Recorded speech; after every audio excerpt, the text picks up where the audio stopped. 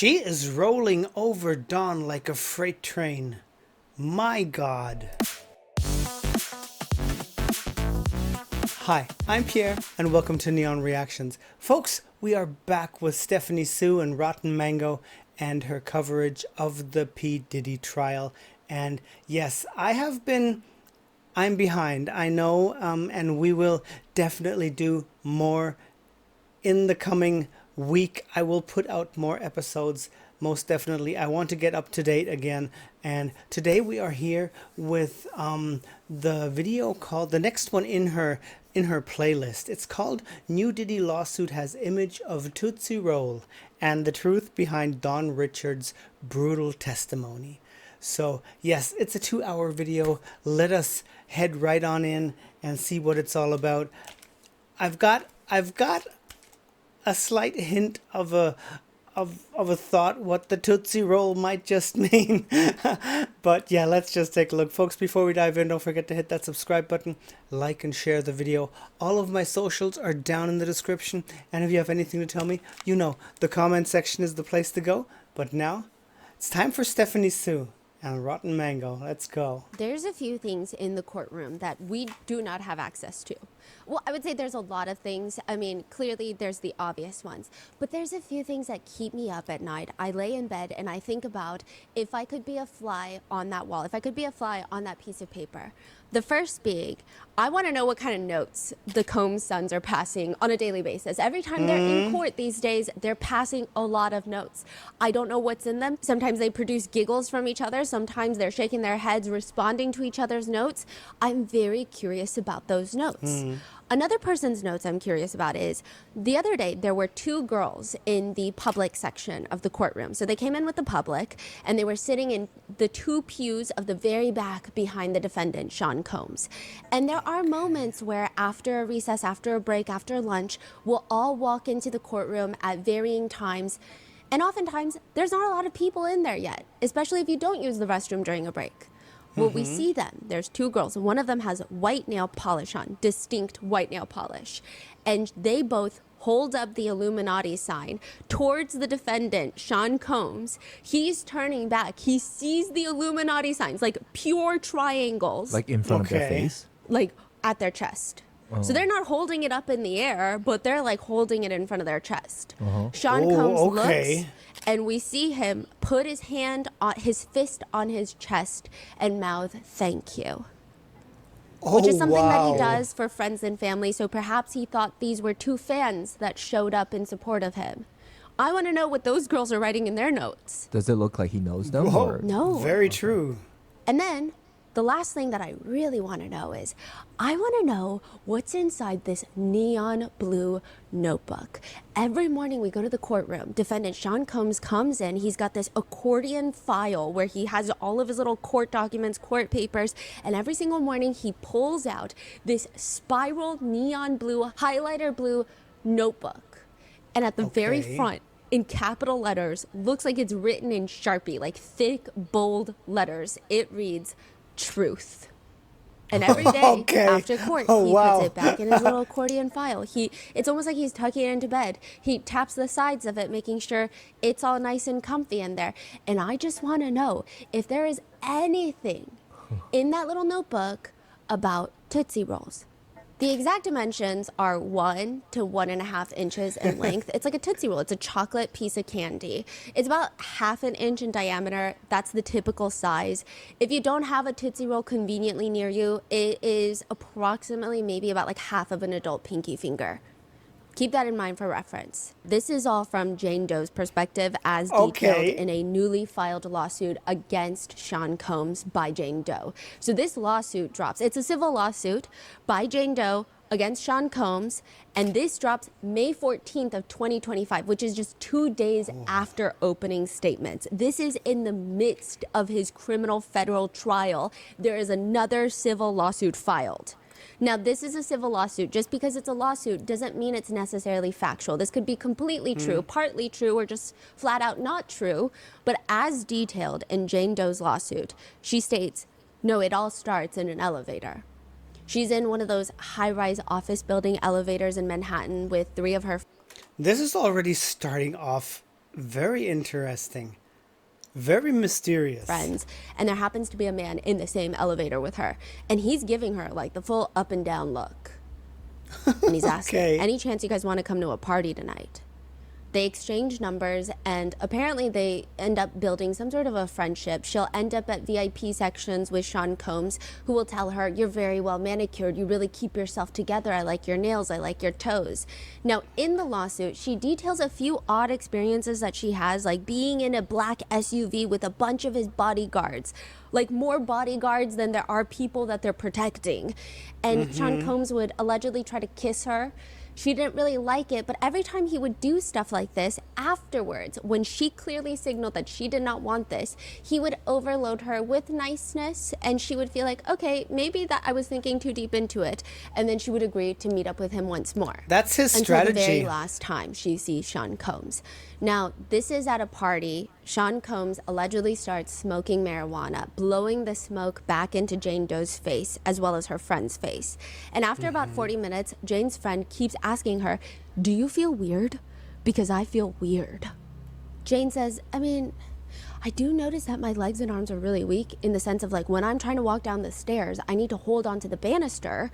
And so both Jane and her friend are talking to each other that neither of them have ever felt like this. They're like, this is really bizarre. I mean, I get that maybe we're tired, but this isn't even just that.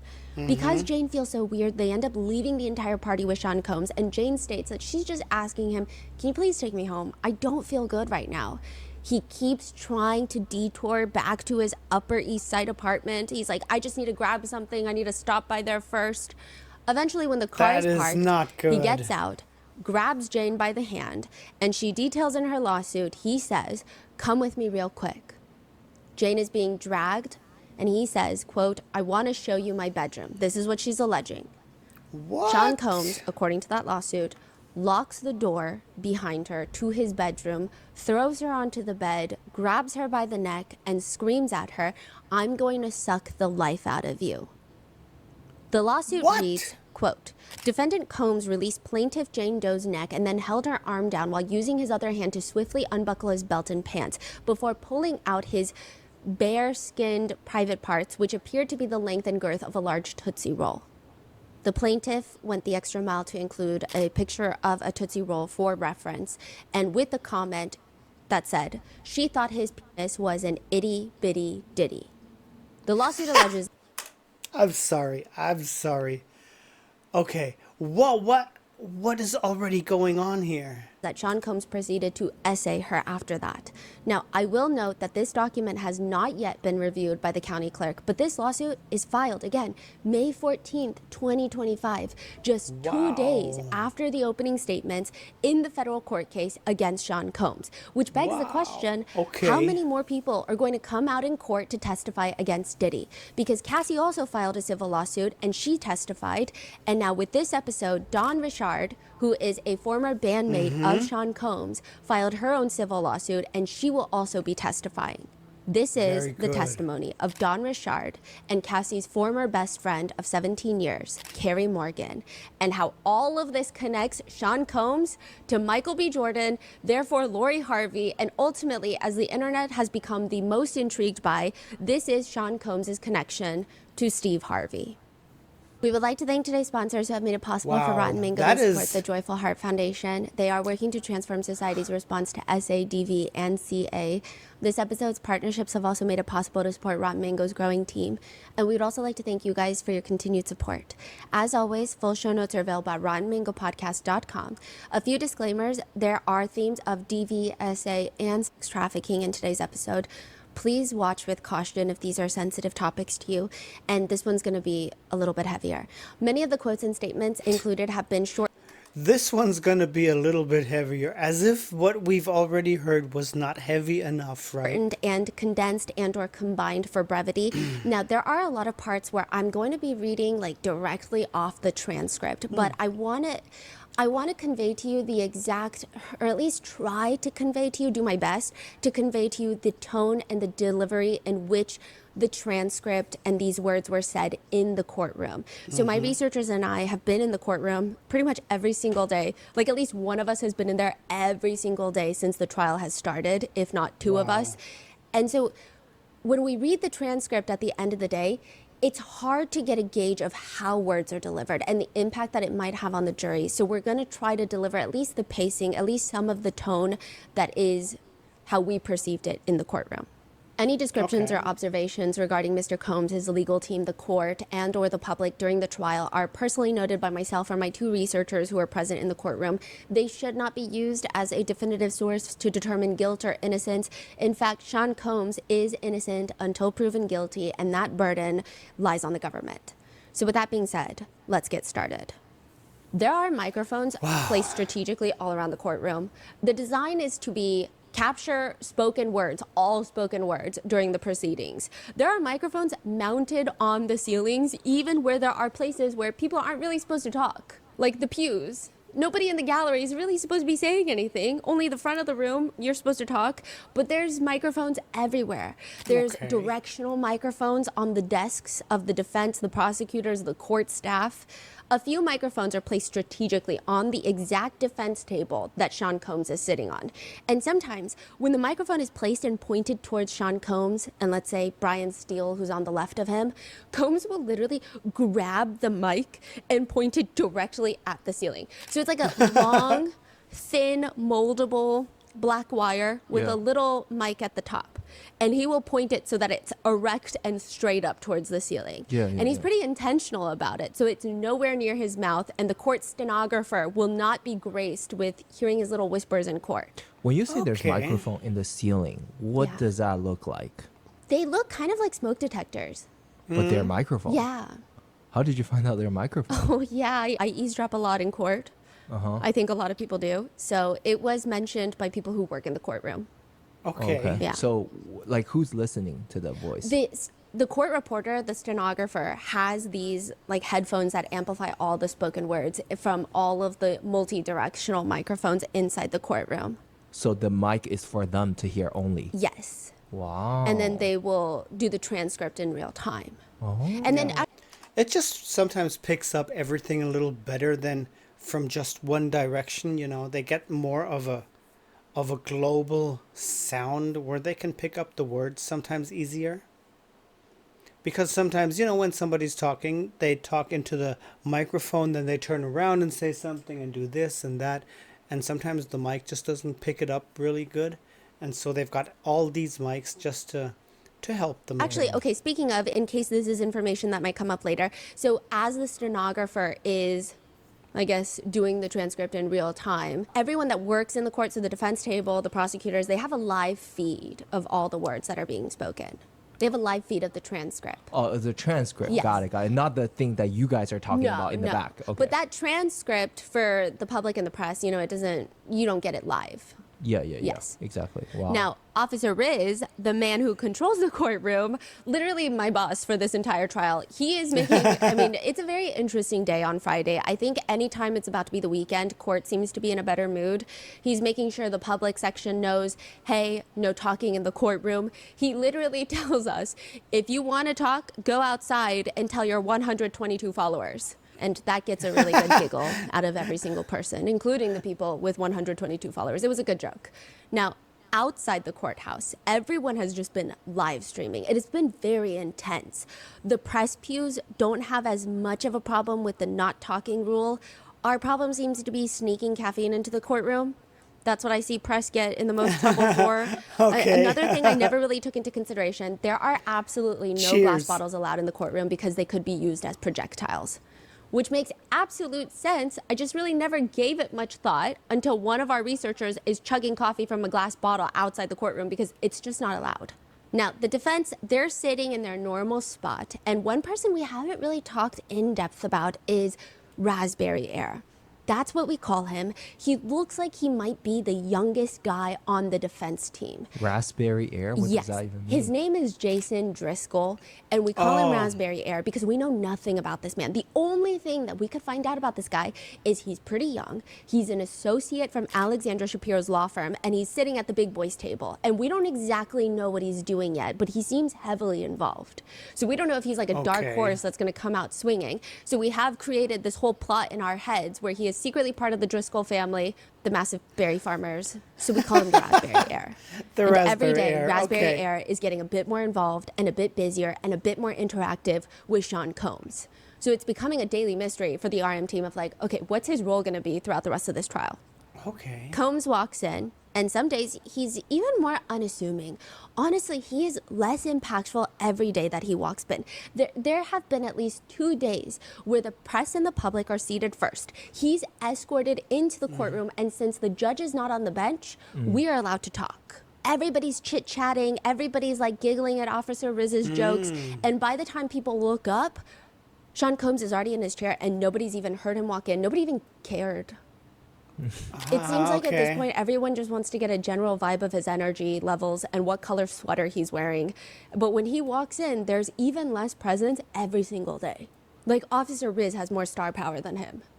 So it's been very interesting. And then his family members are also shrinking, right, in size. The pews are starting to get sparse. So the rows reserved for Combs' family and friends, he has 2 rows. So none of his family can sit in the pew directly behind him. It's a safety hazard. They're reserved for government workers only. Safety concern. But the second pew behind him is usually filled with all of his family. Third pew is usually filled with all of his friends, representatives, whoever's on his approved list. So you have these 2 rows that were in the beginning of the trial completely jam-packed. The recent days, you could fully lay down in the pew and rest your head if you so wished. I mean, you can't, but you could if you really wanted to. I do think that all of his kids went back to California for the twins graduating high school as well as prom. Maybe they're still there. The 2 sons did eventually fly back. It's been a thing, but everybody in that courtroom, it could be because of this. Everybody in that courtroom seems sick. Even Sean Combs is asking. I would love to take a look inside the heads of his 2 daughters. What's going on in their heads about the whole situation? His attorney for a tissue. He's like honking his nose throughout the day.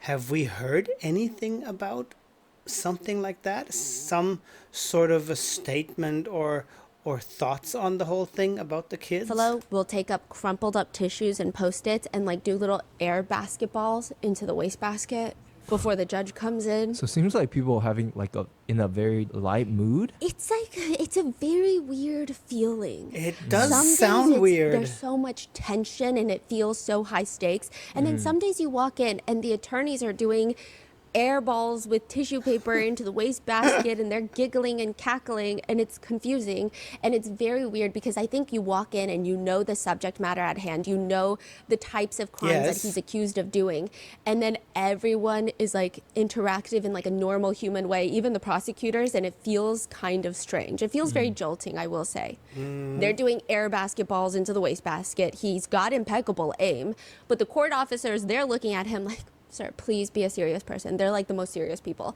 They're the 2 court officers that escort Sean Combs to the bathroom. I don't think I've seen either one of them really ever smile. Really? Yeah. And it's interesting that the energy seems so light, considering the thing that we've noticed is it appears that when there is someone testifying that is not so closely related to Sean Combs, the defense and the defendant typically are in lighter spirits. If it's like a Homeland Security agent that's testifying, they might not be as tightly wound. But let's say it's Cassie or it's Don Richard, someone that has worked with Sean Combs for decades, somebody that is filing a civil lawsuit against Sean Combs, someone that has very interpersonal relationships with the defendant. Typically, I don't see them this relaxed. Somebody who could know secrets and stuff that nobody else knows, yeah? But you're saying Don Richard is about to come on. Yes. So why are they so relaxed? We don't know. Oh. Don Richard walks in. She is wearing a 3-piece suit with a pinstripe long winter coat. It looks like perfectly tailored. It looks like somebody tailored it onto her body. It's so well fitted. She walks in with 4 attorneys. They trail in and they sit directly in front of us, like literally in the row in front of us where Cassie's attorney, her husband, her brother, and cousin had sat. So that's like the row reserved for them. Now, Dawn, her face, stone cold. She starts walking up towards the witness stand. Her eyes are trained to the front. She looks somber. That's the word that I kept writing on my notes. Others say that she looks like she's ready for war, but it seems maybe the best way to describe it is like a combination of both. Like you're ready for war, and maybe you're not necessarily motivated and riled up like propaganda. You just feel like this is life, this is war. And the way that Sean Combs is She's sitting, on a honestly, mission. he looks like a guest on Shark Tank. He leans back against his chair. His chair is pulled all the way back away from the table. His legs are crossed and his hands are in his lap. He looks like he's sitting there while there are people coming up to the witness stand to audition for him. That, it feels like Making the Band, his reality show where he finds artistic talent and creates bands out of them. That is what it feels like. Don Richard is asked to point out Sean Combs in the courtroom. Usually, the prosecutors will say, can you identify him by a piece of clothing? But before they can even get those words out, Don Richard lifts her right arm and points directly at Sean Combs. She's on a mission. The whole courtroom, you hear a lot of people shuffling in this moment, but not because they're doing other things. They're literally like, this is what it feels like. They're literally trying to look at what the hell is going on because it's a very tense moment. At no point has anyone physically pointed at him.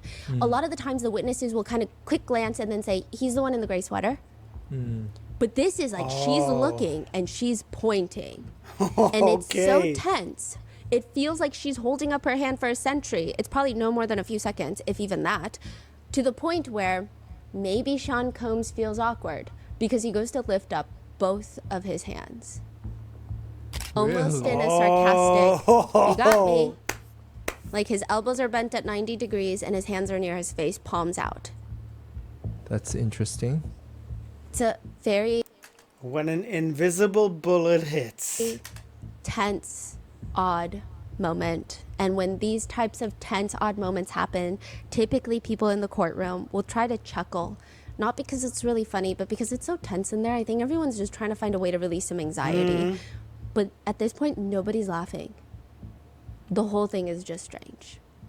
U.S. Attorney Steiner is the one that's going to be handling the direct examination. So during the direct examination, Steiner is asking Don Richard a bunch of questions about just like establishing how she knows Sean Combs. The first thing that prosecutors do is they try to establish Don Richard's connection to Sean Combs.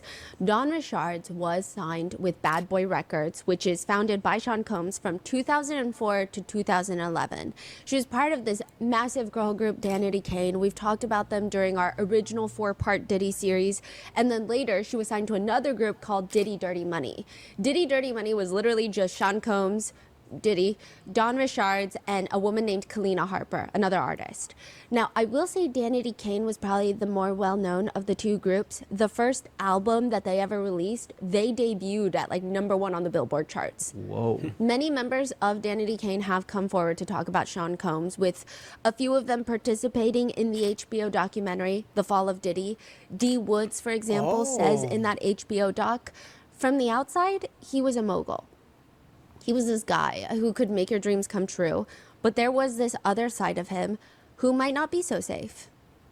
I remember this one time, he like had the cameras there. So they were all part of this reality show called Making the Band. And it's exactly what you imagine it to be, a reality show of all of Sean Combs' different bands, like girl groups, guy groups, and they're all just trying to do all these auditions and trying to market themselves. I remember this one time, he like had the cameras there when we were like, One thing I will never in my life understand, if you're inside and things are not that well lit, just to look cool, you are wearing sunglasses? Bro, take them off so you can see what you're doing there. I do not get people wearing sunglasses inside just to look cool. Sorry. That's just me. like trying on clothes so he could watch us. He's going to point this little camera at us for Diddy so he can judge our appearance. I called it like Jedi mind tricks. This happened so early on. He was going one by one, just like critiquing our style. And when he got to me, it wasn't about the clothes. In the reality show, he would ask D. Woods, what's your stomach looking like? Are you still a little thick? Juanita, what's your stomach looking like? For real, are you feeling a little thick? She's 20, 21 at this point. She says, I'm working out, I'm running. I always feel thick next to these skinny girls. Yeah, you're like a burger away. You're like a burger away. She said, I started questioning my faith. Like, why did I put this on myself? And I haven't even been able to express any of that. And without the world victim blaming and shaming me and telling me I just need to be grateful because he gave me an opportunity. Aubrey O'Day, a former member of Danity Kane, has also been probably the most outspoken about her Danity Kane days. D. Wood says about Aubrey, I remember Aubrey sharing with me that he had sent her all of these inappropriate pictures. I saw a lot of the things that he would email her, very sexual in nature, just like very overtly graphic, like things he wanted to do with her. And she was just what do I do? I remember telling her, girl, put that in a folder, send it to your mom, save that. When those feelings were clearly not mutual between Aubrey O'Day and Sean Combs, Combs allegedly fired Aubrey O'Day, humiliated her, calling her promiscuous and raunchy for turning down his advances. Now, another person that has spoken out is Kalina Harper, who is not part of Danity Kane, but rather Diddy Dirty Money. So Diddy Dirty Money, like I said, is Sean Combs, Don Richard, and Kalina Harper. Don Richards filed a civil lawsuit against Sean Combs in 2024 after Cassie Ventura. Kalina Harper goes on to Instagram to write, I acknowledge the recent lawsuit filed by Don Richard, in which my name has been mentioned 33 times. While I fully respect Dawn's right to recount her experiences, I want to emphasize that her account reflects her personal perspective and should not be interpreted as a universal truth applicable to everyone involved. It's important to understand that while I was present in some of the same professional settings mentioned, many of the allegations and incidents described in this lawsuit are not representative of my experiences, and some do not align with my own truth. We were not involved in, nor were we aware of, any behavior that could be considered abusive or unlawful. What? Sean Combs will later be accused of paying off Kalina Harper for that very Instagram statement. Yes, I would say so. What? I would very much say so. Don Richard is in her three-piece suit. But you see her coming. You can see it in her face. Just as Stephanie said, she is very somber, very much in a war mode. She's out there to literally shoot with words. Sitting at the witness stand next to the judge, where she is shown a picture of Cassie. Did you observe an incident between Mr. Combs and Cassie? Yes, I did. Can you please describe that, what you observed generally? I observed Cassie being attacked. And when you say that Cassie was attacked, who was she attacked by? She was attacked by Sean Combs. Again, at a high level, what did you observe at that attack? And Don Richard, her answers are soft-spoken but very firm. He came down the stairs screaming, belligerent, asking where his food was, and proceeded to hit her over the head and then kick her and beat her on the ground in front of us. Where did that incident take place? In his Los Angeles home. Don Richard explains that they were recording for Diddy's Dirty Money, the group, in Sean's LA home. So it's like 3 floors. This house is massive. It's a mansion. And it's the 3 of them, Sean Combs, Don Richard, and Kalina Harper. He's got a studio at the residence at the very bottom level, and this is nighttime. Cassie's also there, but she's on the 2nd level in the kitchen. Presumably, during a break in recording, Don and Kalina go upstairs, and according to Don, they see Cassie cooking breakfast for dinner, basically. Cooking breakfast. She was cooling eggs. That's what Don Richard says. Okay. So now it's the 3 women on the 2nd floor. Combs is on the floor above, the very top level. It's a 3-floor home. And Don says she sees him. He came downstairs angry, and he was saying, where the f*** was his eggs? Excuse my language. Don Richard says that, excuse my language. And he was telling Cassie that she never gets anything right, where the f*** is his food, and he proceeded to come over to her, took the skillet with the eggs in it, and tried to hit her over the head with it, and she fell to the ground. Can you describe the skillet? It was a black skillet, just something you would cook eggs in, like a flat pan. I'm sorry, no matter what you've got to do in that house or with that guy, if you as a woman see him do that to another woman, ties would be broken. I would say, okay, you do your... I am not going to be involved with you anymore, my friend. I would take that lady on the floor, take her out of the situation, and that would be the end of it. I do not understand, no matter what, if she's working on an album or whatever, no matter what, I'd be getting the F out of the house. Can you describe the material? Like, a regular pan, a skillet that you would see at any store? You said that he attempted to hit her. Is that correct? Correct. Where did he attempt to hit her with the skillet? Over the head. And you testified also that Cassie dropped to the ground. Is that correct? She fell to the ground. So did the skillet hit her? It didn't seem like he hit her fully. It seemed like she was anticipating it by going down. When you said that she dropped to the ground specifically, can you describe what she did? She went into a fetal position. You could see she was literally trying to hide her face or her head.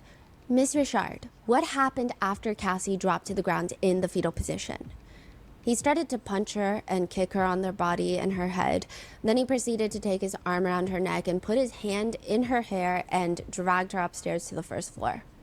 What, if anything, did you hear from upstairs? Glass breaking and yelling. Miss Richard, how did you react to seeing and hearing this? I was scared for her, and I was scared to do anything in fear of what that might mean for me too. Did you do anything to intervene between Mr. Combs and Cassie? Sorry. No. Did you call for law enforcement assistance? No. Why not?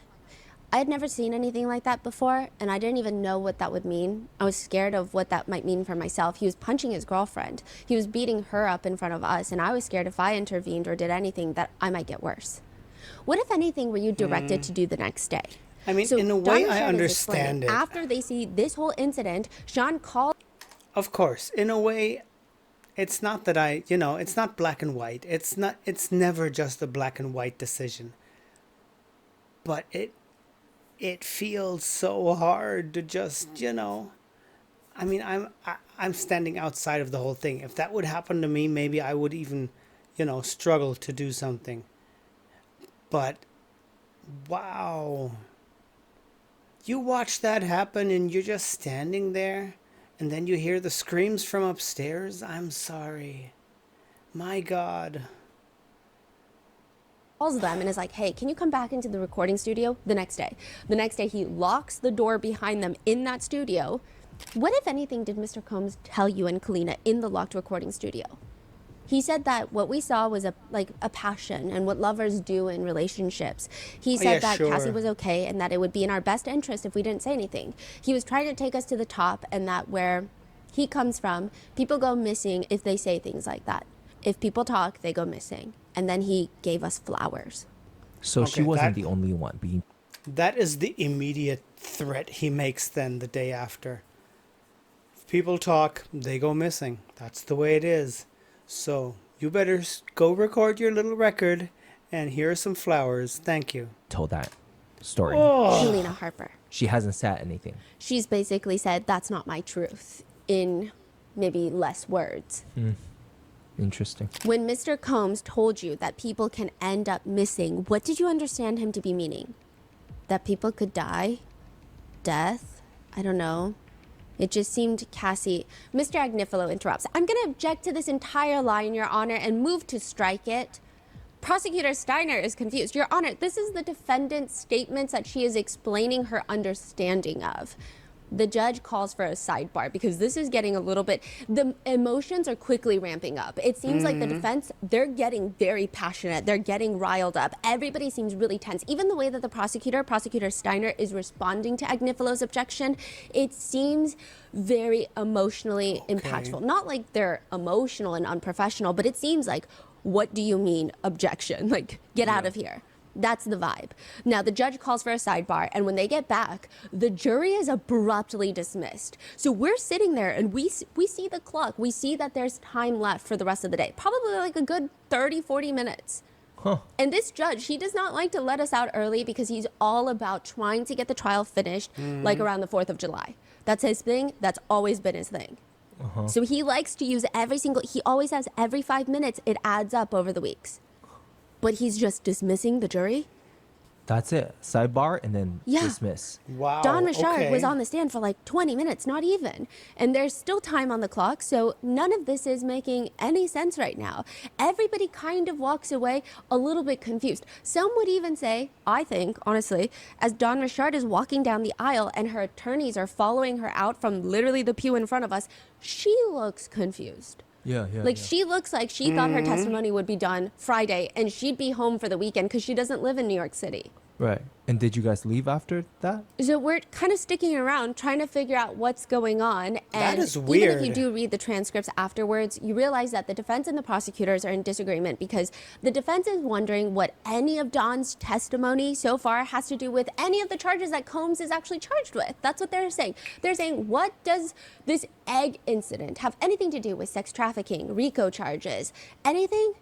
The prosecutors argue, it is a few steps removed, Your Honor, but we allege that the entire course of conduct, the way that count 2 is charged, so count 2 is sex trafficking by force, fraud, or coercion, is that all the abuse created a culture of coercion and a culture of fear. And I think Ms. Ventura testified to that the violence was always in the back of her mind when she was told to do a freak off.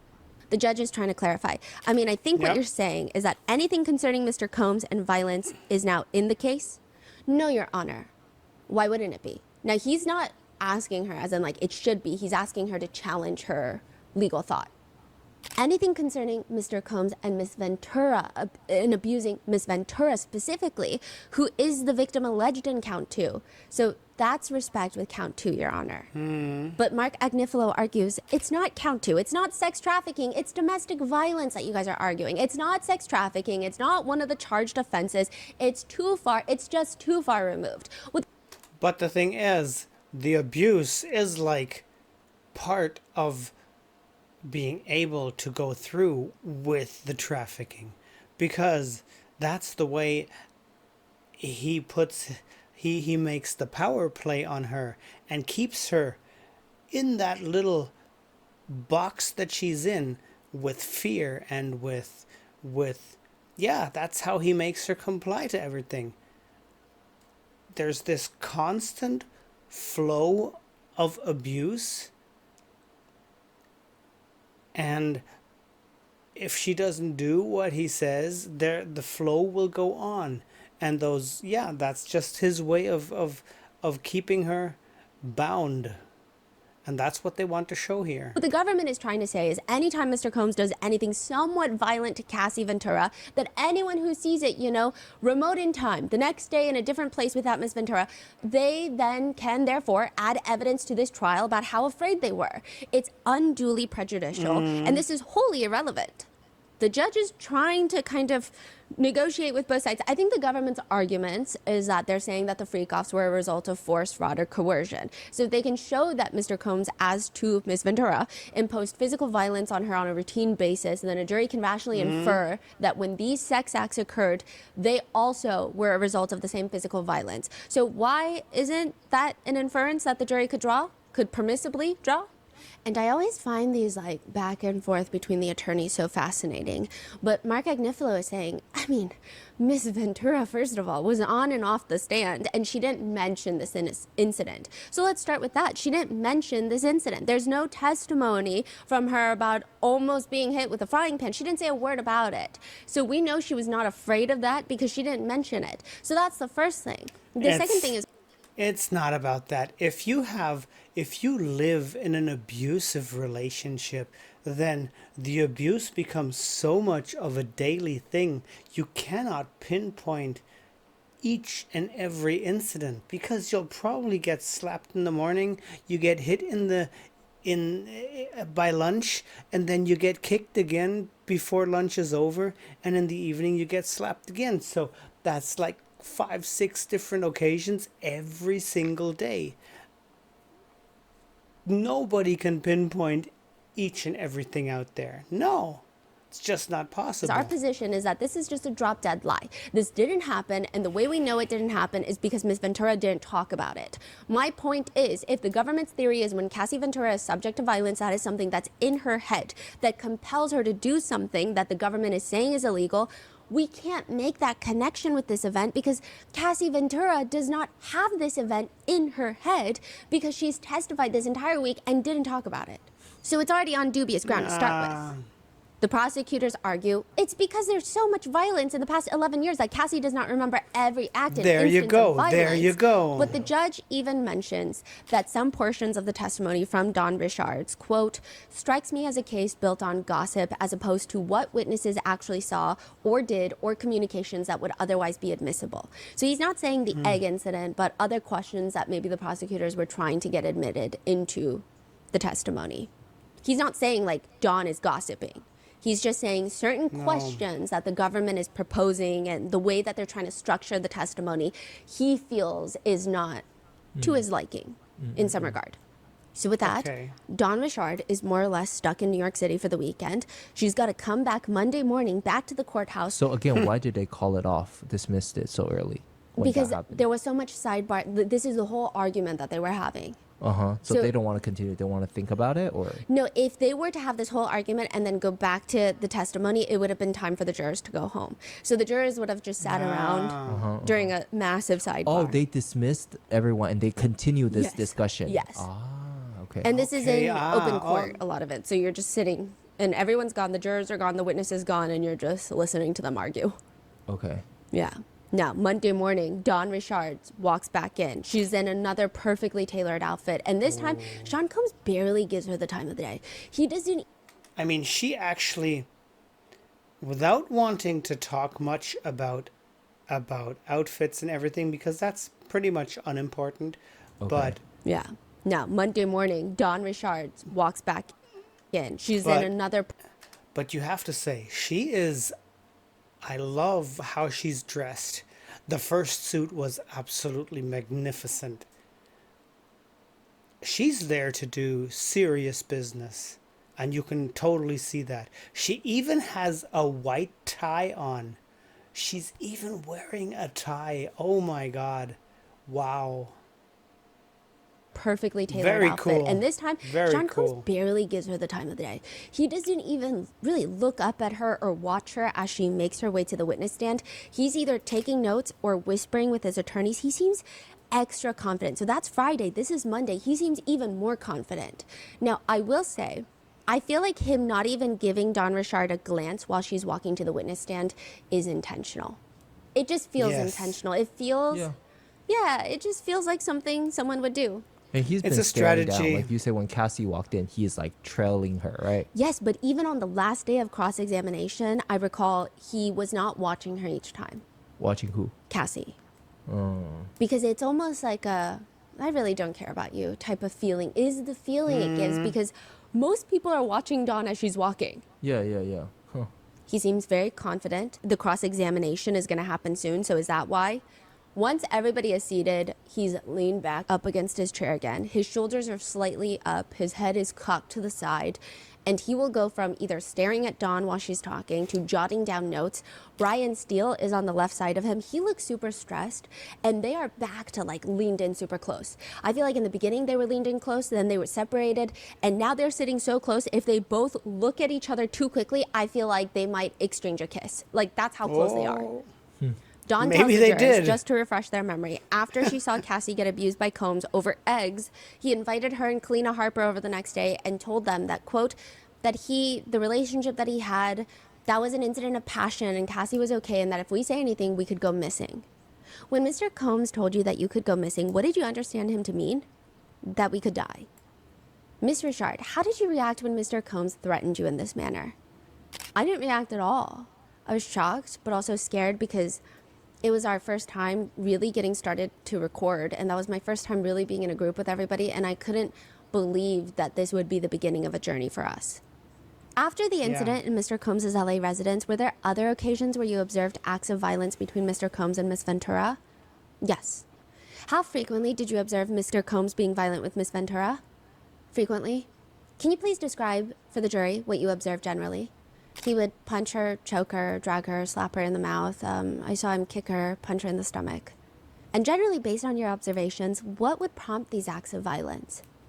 It varied. It could be Cass speaking up for herself. It could be random, like we didn't even know where it came from. It could be she wanted to perform or she had an opinion about something. It just varied. At this point, Combs is taking notes, and we wrote down, he looks like he's taking as many notes as the press.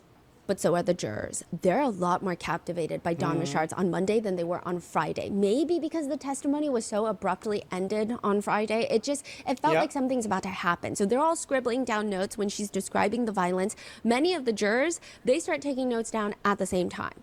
And when you state that it happened sometimes when Miss Ventura would speak up for herself, can you describe what you mean by that? Cass is like quiet. She would be quiet. She had a quiet demeanor. She was soft. And then when she would have these moments of like trying to stick up for herself, trying to be more for herself, he wasn't having that. He would hurt her for it. Did you ever observe Miss Ventura with injuries after these instances of abuse? Yes. Most probably. Around her body, her face, and when I say face, her eyes, her lips, her arms, her knees. How, if at all, would Miss Ventura attempt to cover up or hide these injuries? With makeup, clothing, and sometimes sunglasses. So they bring up another incident where Don, Kalina, and Combs and Cassie were in his New York City house getting ready for a performance in Central Park. Don says that she and Kalina were in the bathroom getting ready. They hear Sean and Cassie arguing in the hallway, and then they look outside the door. He punches her in the face with a closed fist, and afterwards Cassie comes into the bathroom with them crying, and he's walking away angry, and she's just... Everything was uncomfortable. She says, we were with her, and it was really quiet.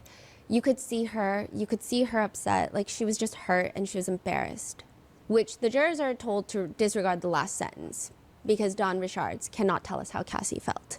But she did observe her eyes swelling, and she just, like, Cassie started doing her makeup to try and hide it. She wore sunglasses that day. Don says, so did she, for, quote, solidarity. And at this point, Sean Combs is shaking his head. There are a lot of points during witness testimonies where he shakes his head, or he'll look, okay, not with people like Don Richard, but more so maybe like his former PA's personal assistants. He'll kind of like look at them like, now where are you making up this story? Like that's the vibe he gives when he looks like, good Lord. I've never heard this before. Can you believe it? But with this one, it's like shaking his head. How could you tell a lie like that? It's that feeling. And clearly, he probably wants the jury to see that. She says, yeah, that's why he's doing a friend it. So to be a support system for someone who needed it. I wanted her to feel supported. She wanted to be with us. We wanted to have her back. In another instance, Don says that they were in a Mercedes Sprinter going back home. Cassie and Combs are arguing. He had just punched her in the stomach in front of all of these people in public, and she was telling him that she was embarrassed in the car. Like on the way home, she's like, that was very embarrassing that you hit me in front of all your friends. How did Mr. Combs respond? He grabbed her by the neck and popped her in the mouth. He slapped her in the mouth and told her to shut the fuck up, like an open hand slap to the mouth. At one point, at this point, one of the jurors looks up mid-taking notes. So he's like writing down probably Mercedes Sprinter, like, quote, popped her in the mouth. They peer up at Sean Combs, eyebrows raised, takes a second, looks at his side profile, and then goes back to finish writing up the notes. I guess they were trying to see his reaction. What did Miss Ventura respond after she was hit in the mouth? She looked outside the window and everyone was quiet for the rest of the ride.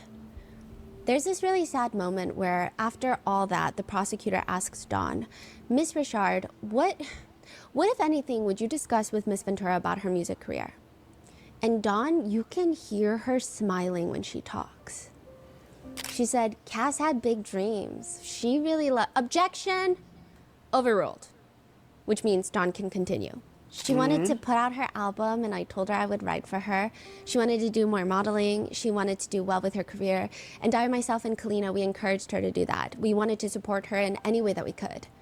But she says clearly Combs didn't want it. He didn't like that we knew or we talked to, and oftentimes we'd pay for it. Pay for what? Pay Being for around Cassie. I see. What, if anything, do you recall Mr. Combs telling you? Oh, man. Stay the f*** out of my relationship. You bitches are here to work, not be part of my relationship. You motherfuckers don't know real work. It's always you do this or else something bad will happen to you. It's always like that, a threat that if you didn't stay in line, there was a consequence. It was mean. It was mean. It was mean. She says that even the president of Bad Boy, Harv Pierre, once told her. Harv said it gets dark and lonely. And Mr. Combs used to say this too. It gets dark and lonely if you don't listen. It was very much like, y'all need to listen to him. Y'all don't want to deal with what happens if you don't. At this point, many of the jurors start taking notes. And I think it's so specific and it evokes a strong feeling. It gets dark and lonely if you don't listen. Like, does that mean you're iced out of Hollywood forever? She says clearly she's terrified of him because I had seen and witnessed brutality in a way that I had to believe that if the person that was supposedly in love with Cassie did what he did to her, what would he do to an employee? How did you respond to these threats? My thought was to be as kind as possible. Like, I tried to please. I saw, what if you spoke out? I saw what that looked like. So I would oftentimes approach Mr. Combs, like, with softness and like, hey, how are you? It was always very much like, if I do this like this, maybe I'll have a better chance than what the other option looks like. Did you continue to try and intervene in Mr. Combs' relationship? No. I made the decision that it would be best for the safety of myself to not interfere, because I don't think she was ready, really, to do anything.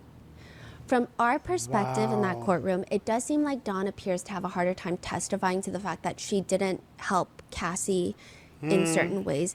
That's just the listener's perception.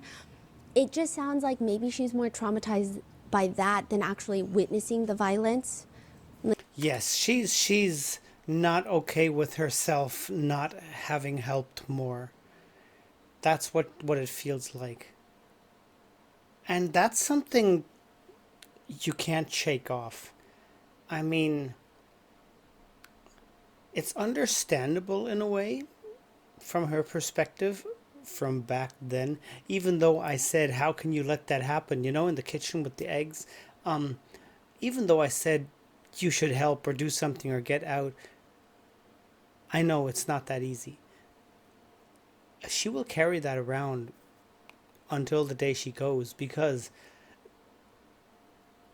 not having helped Cassie is like, wow, you're judging yourself there on a day-to-day basis, and now having to talk about it. And you know, with everyday life, you can push that away a little bit. You can stop thinking about it fully. It will probably always be in the back somewhere, nudging at your mind, at your memories. But now that she has to testify about all of that, and it's right back up front on her desk in the front of her mind, yeah, that can be a hard road to travel. Like, it just sounds like she's beating herself up about it, is the feeling. Yeah. Yes. She does say, I told her she should leave, but Cass looked torn. Like, she would listen, but I could see the fear. And again, Sean Combs shakes his head lightly at that. And at the very end of the direct, she is asked, did you yourself file a civil lawsuit against Mr. Combs? I did. Are you aware of any details of any settlement negotiations with Mr. Combs? No, I'm not. Are you aware of how much money, if at all, has been requested to settle the lawsuit? No, I am not. As a result of your testimony here today, Ms. Richard, are you expecting any compensation? I'm expecting justice. Are you expecting any compensation, Ms. Richard, for your testimony? No. No further questions, Your Honor. At this point, like, is it half a day of Monday already, or it's like super brief? It's pretty brief. Okay. The whole direct was pretty brief. Okay. Now, I will say there were a lot of objections during Dawn's testimony that even she, when Nicole Westmoreland from the defense, objects to yet another question, Dawn is just like, okay.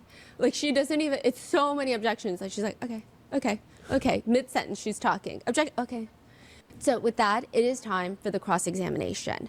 Nicole Westmoreland wasn't even supposed to be the one doing the cross-examination. Mark Agnifilo was the one, but he told the judge Monday morning, I checked with the government on Saturday to see if the government would be okay with the fact that Miss Westmoreland would be doing the cross of the current witness rather than myself, and they said they were fine with that. So I don't know what changed over the weekend that made Nicole Westmoreland take the cross, but Nicole Westmoreland, she worked with Brian Steele on the Young Thug case. She's an attorney from Atlanta. She's very petite. Maybe they directly wanted to have a woman do that cross, just for a different angle, a different, you know. She was one of the last attorneys to be added to the defense team. She wasn't even here for, I think, like the first few days of jury selection, or at least like the beginning portions. That's right. Yeah, because I believe she was still either in Georgia or working on another case. She finally makes it to New York City, and since the trial kicked off, she really has not been that particularly active in the courtroom. No. I'm sure they're all working crazy after, you know, behind the scenes. But you don't really hear her talk. Even amongst attorneys, it's not like she's this booming voice that's just constantly socializing. And, I mean, we haven't really taken that many notes even on her demeanor. She wasn't Just even that mentioned she wears much up to really now. nice Christian Louboutins. She has a Chanel bag, and she looks good every day. Well, She she's just kinda got the flies money under the for it. radar until she takes that podium on Monday for the cross-examination of Don Richard. Now, I'm going to try to include clips of Nicole Westmoreland during other trials where it has been televised. I don't know if it's maybe the echo in the courtroom. She's got this incredibly low octave, velvety, rich voice.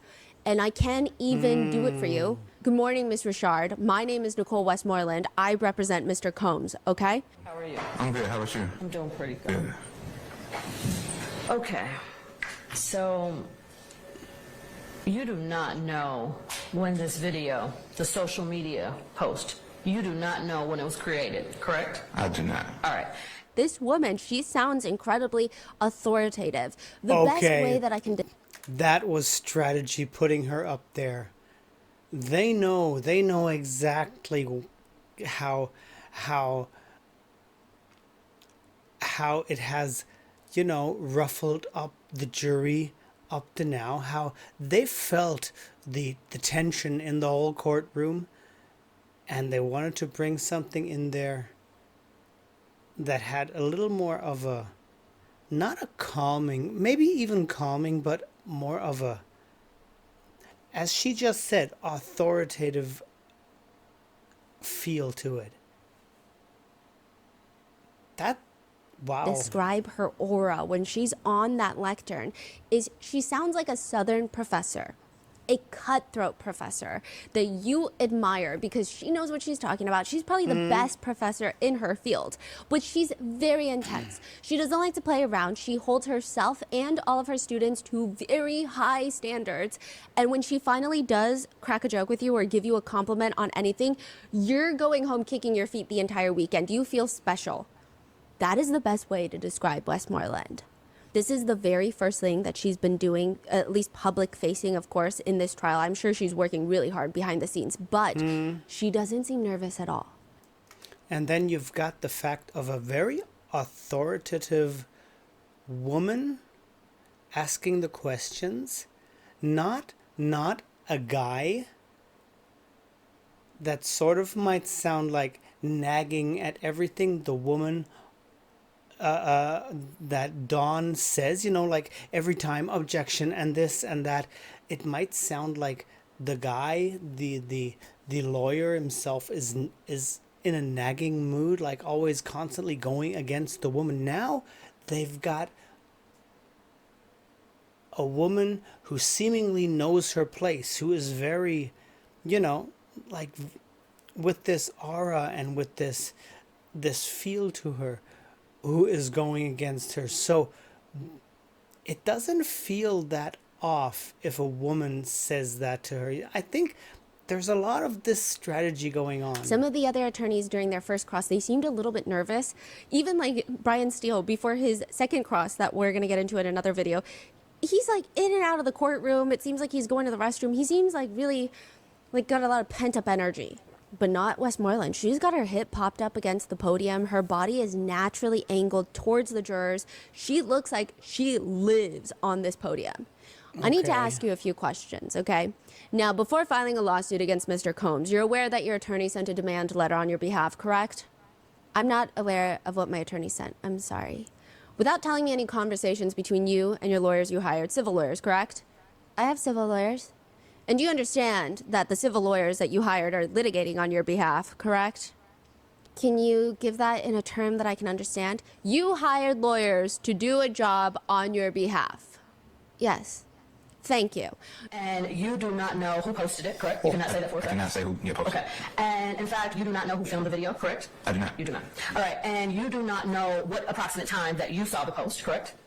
Ms. Richard, now after filing a formal lawsuit against Mr. Combs, you had an interview with the government. Do you remember that?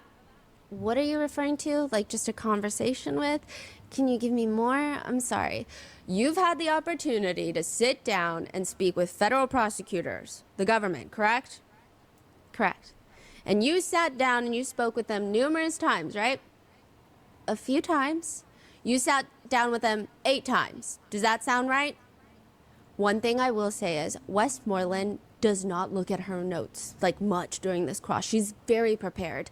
To give you the idea of the exact feeling I had during this cross was, first of all, the jurors, they're all looking at Westmoreland when she talks. A lot of them don't even glance at Dawn Richards in the beginning when she's responding. Later, they'll like be bouncing back and forth like they're at the US Opens. But in the beginning, when she's just going through like these little yes and no questions. I'm sorry I had to laugh here. That's the basic thing I love about Stephanie. They look back and forth like they're at the US Opens. It's those little things that make her live for me. That's so cool. Some of them don't even look at Dawn Richards for her response. Westmoreland has complete control over this courtroom. You asked Mr. Nichols for his name. I did. He provided it to you. He did. He gave you his real name. He did. It's fair to say he was cooperative.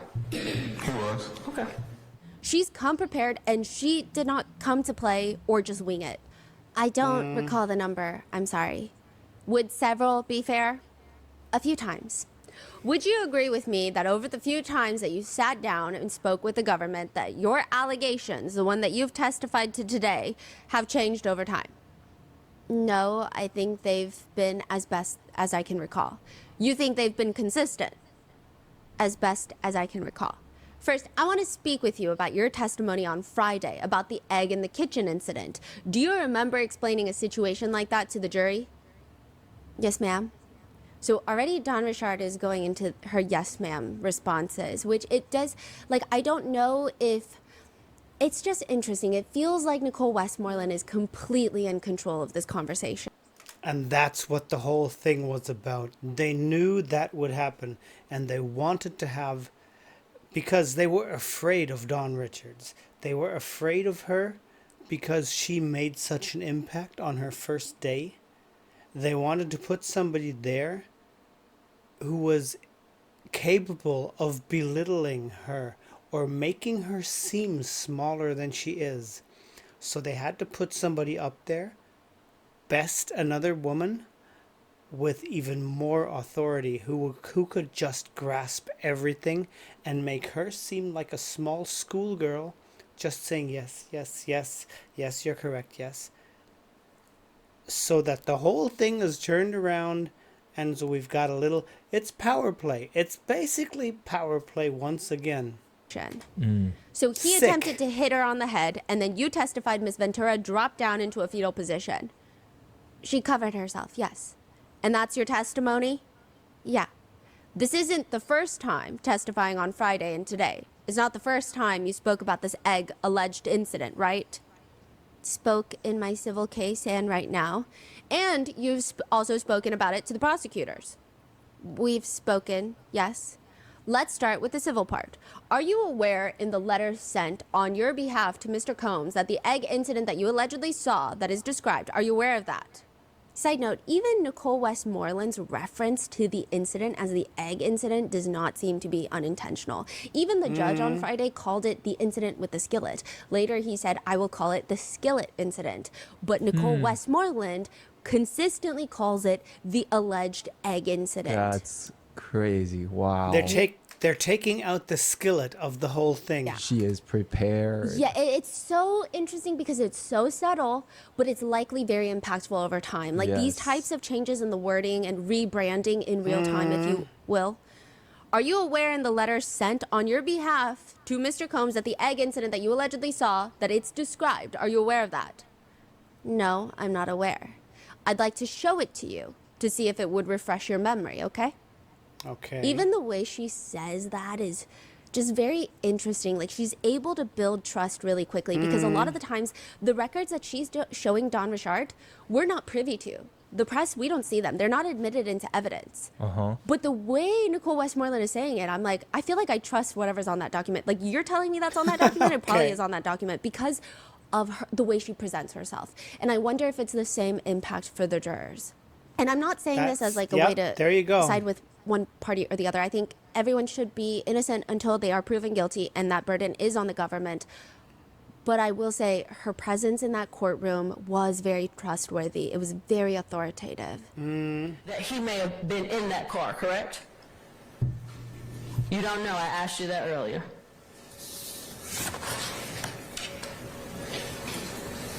Correct. Okay. She's so confident, so firm, so natural. It just feels like if she told me the sky is pink, maybe I'm naive, maybe I would be a victim of a cult one day. I would be like, the sky is pink. Miss Richard, could you please read that to yourself? And once you're finished, please look up at me. And she sounds like a professor. Like, just please look up at me. Dawn is just following her complete lead. She looks up. Are you done? Yes, ma'am. Did you ever make the statement that you heard, a pan hit the wall? You didn't see it? I don't recall. Does looking at the document refresh your memory? I don't recall that, though, writing that. Are you aware that that was said on your behalf? Objection, Your Honor. Sustained.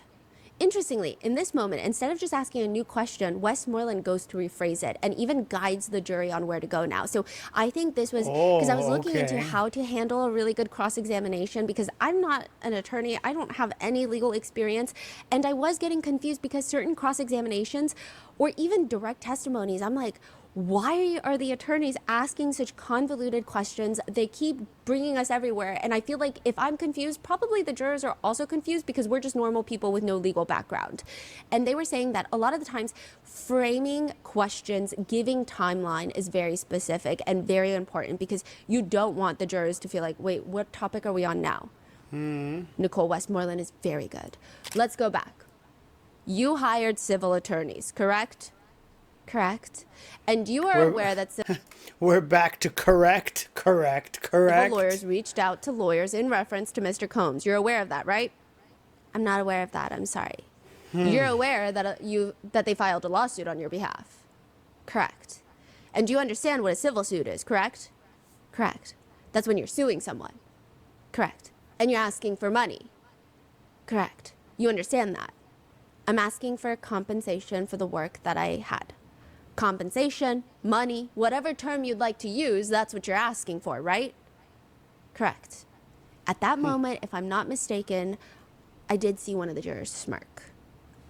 I don't know if that smirk is in reference to perhaps Westmoreland is grilling Dawn and it comes off a little mean, or could it be that, yeah, I mean, compensation is money. I don't know. Meanwhile, Combs is looking up at Westmoreland. He looks very impressed, not confused or agitated like he did in some of the other crosses. He looks very impressed. Miss Richard, let me ask you this. You sat down with the federal government on October 31st, 2024, didn't you? I don't remember the date, I'm sorry. May I show you something to help refresh your memory? Please? Yes, thank you. Now that you had the chance to look at the document, does that help refresh your memory that you met with the government on October 31st, 2024? It doesn't help me because I don't know what the document, like I've never seen that document before. Do you have any reason to disagree with me that you met with the government? I was saying I didn't see this document. No worries, no worries. I want to get to the substance of it. When you met with the government, didn't you tell them that Mr. Combs actually hit Miss Ventura with a frying pan? I said he attempted to hit her with a frying pan. I didn't ask you that. Did you actually tell the government, not that he attempted to hit her, that he did hit her? Yes. Wait, so are you saying that based on the document that they've reviewed, Dawn told the government that he did hit her? Yes. And she's like honing in on that point. Hey, you said that he hit her on that date. Yeah. Okay. And now, Friday testimony, you're saying he tried to hit her. Like he didn't hit her. It didn't look like it fully hit her. Right. You told the government that he hit her? Yes. And you agree with me that there's a major difference between attempting to hit someone with a frying pan and actually hitting them. You agree with that? Yes. And you understand that when you were sitting down with the federal prosecutors that it was very important for you to tell the truth. Yes. And at some point, the jurors are like watching this back and forth again. That this is like the U.S. Opens. In the beginning, it's just Nicole Westmoreland. They're only looking at Westmoreland. And now it's like their heads were making me dizzy. And you understand that it was important for you to be as accurate as possible. To the best of my ability, yes. And you know that you need to tell the ladies and gentlemen of this jury the truth. Absolutely. And you would agree with me that there is a difference between hitting someone with a frying pan and throwing a frying pan, correct? Correct. But you gave two different stories, didn't you? I did the best that I could recall. How about you gave another interview? Would you have reason to disagree with me that your next interview was on March 18th, 2025? I wouldn't disagree with you. That sounds right.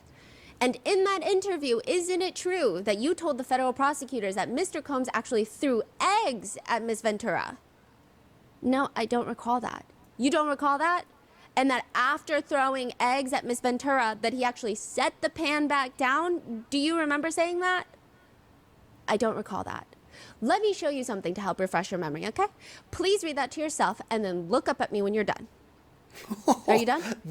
I am. That sounds... Does it refresh your memory that you actually told the prosecutors that Mr. Combs didn't hit her with the pan at all? I don't recall saying that. I'm sorry. You don't recall saying that? Uh-huh. Wow. And we discussed that when you had these interviews that there was a note taker, right? Yes. You agree that throwing eggs and then setting the pan down is different than hitting someone with a pan, right? I do. And you agree that hitting someone with a pan is very different from attempting to hit someone with a pan, right? Correct. And you agree that hearing a pan thrown against the wall is different than all three of the other ways, right? Correct. Miss Richard, let me ask you, would you agree with me that it's been hard for you to keep your story the same in reference to this egg incident? Objection. Overruled. No, I wouldn't agree with that. You would agree that you told multiple different stories, though. No, I would agree that I told it to the best of my recollection, and it was as close as I could give it. To the best of your recollection, you have 4 different recollections on what may have happened that day? No, I don't. Let's talk about the day after. Now, you testified on Friday, and you furthered that testimony today, and you explained to us that Mr. Combs called you to the studio the next day, right? He did. And that you went to the studio, Mr. Combs locked the door, and he told you this was love and passion thing, right? Correct. And then he told you, you better not say anything, and excuse me, he told you and Miss Harper, right? Miss Harper was there? And he told both of you, you better not say anything because where I'm from, people go missing. Correct. And that's what you told the ladies and the gentlemen of the jury in this court. That's what you said. Correct. And that's the truth. That's the truth. Now, testifying Friday and today, that's not the first time that you've had the opportunity to explain the alleged incident, right? She is totally taking apart the believability of Dawn right there. She's tearing every ounce of believability apart in front of the jurors. That is the only reason why she's doing the cross-examination. That's the only reason they put her up there. To take her apart, to make her look small, to be another woman doing that. So it doesn't look as harsh as a man doing that. A man could impose this power balance thing that doesn't look good. If a woman does that, it's more of an equal thing. Why would a woman do that to another woman? So this move was, wow. I am shocked. This is crazy. Correct. Because you sat down with the prosecutors on numerous occasions, right? Correct. October 31st, 2024. We're going back to what you don't argue with me is the first interview. So she's not saying, like, don't argue with me. She's, like, saying you didn't argue that this was the first interview. Like, you verified it's the first interview. That's, wow. The framing of even that statement is so interesting. Yeah. She's so sharp on her feet. Wow. And Like, I would lose I would, like, probably watch every word that I say, because even if I phrase it differently, it will be used against me somehow. Yeah. Absolutely. So it's like Absolutely. her logic is really logicking. I felt like if I were up there, I wouldn't be able to breathe. Her logic I could is see myself just, logicking. yes, ma'am, and then just trying to get out because it was so... Now, isn't it true that at that interview, during that interview, you explained to the prosecutors that Mr. Combs told you this was nothing but a love argument, right? No one was hurt? Correct. And you did not tell the prosecutors that Mr. Combs told you, where I'm from, people go missing. Can I see what you're saying? Because absolutely. So she's like, can I see the document of the notes from the government meeting? And she's like, absolutely. Thank you. Please read to yourself and look up at me when you're done. That whole line, please. Thank you. You're done? Mm-hmm. Does Just that refresh saying your that. memory that you did not tell the federal prosecutors that Mr. Combs told you people go missing? I always state what I've stated. So if not, it's not my recollection. That wasn't stated, but that was what happened. Let's go to your interview on March 18th, 2025. That's your next interview. And isn't it true in that interview, you stated that Mr. Combs said this was a love thing, no one was hurt, right? And you did not say anything about Mr. Combs telling you people go missing. What was the question? You didn't tell prosecutors that on March 18th, 2025. Isn't that true? No, that's not true. I don't recall not saying that. I'm going to show you a document to refresh your memory. I'll ask you one question. You didn't tell the prosecutors on March 18th, 2025, your second interview with that Mr. Combs told you people go missing. I tell my story as I remember it. I think I tell my story as I remember it. Those are not the best words to be used. Regardless of how one feels about Don Richard and about this whole testimony, I think that was generally not the best response. I felt like a lot of people kind of winced in the courtroom because those are words that could be so easily twisted. I tell my story as I remember it. Just the word choice was not optimal. But later, Don further clarifies, I spoke as best as I could as I remember it. It was a long time ago. I'm doing my best to understand these questions as best as I can. Let me ask you this. When you were in that room with the federal prosecutors, Mr. Combs was not there, right? No.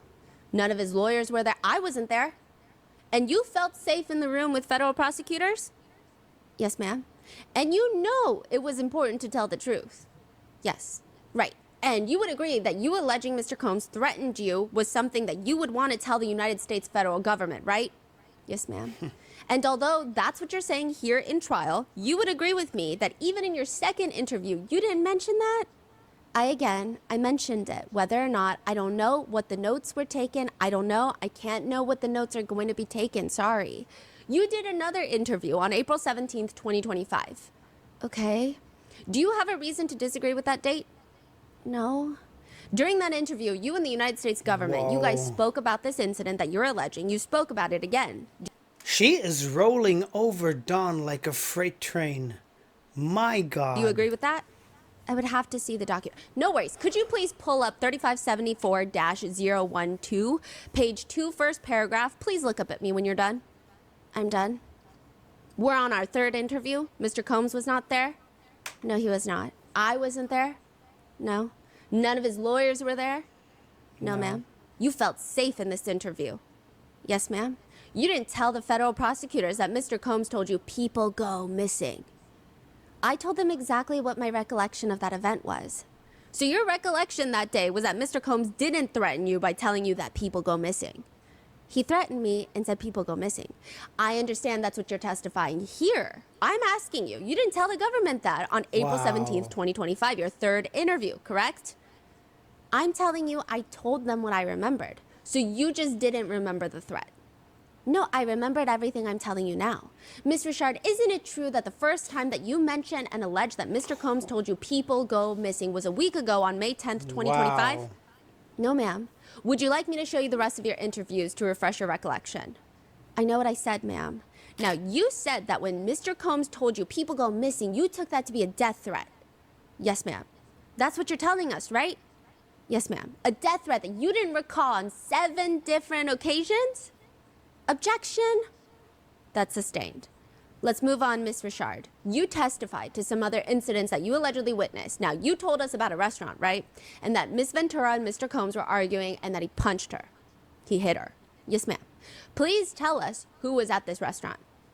Harv Pierre, Capricorn Clark, Mia, and myself, Kalina, our bodyguards, which were Bonds and D-Rock and Cassie. Side note, this was covered in the direct. And this is the part where I was like, wait, now I need to see those government notes because I'm confused. This is the part where I was like, wait, maybe I'm mistaken.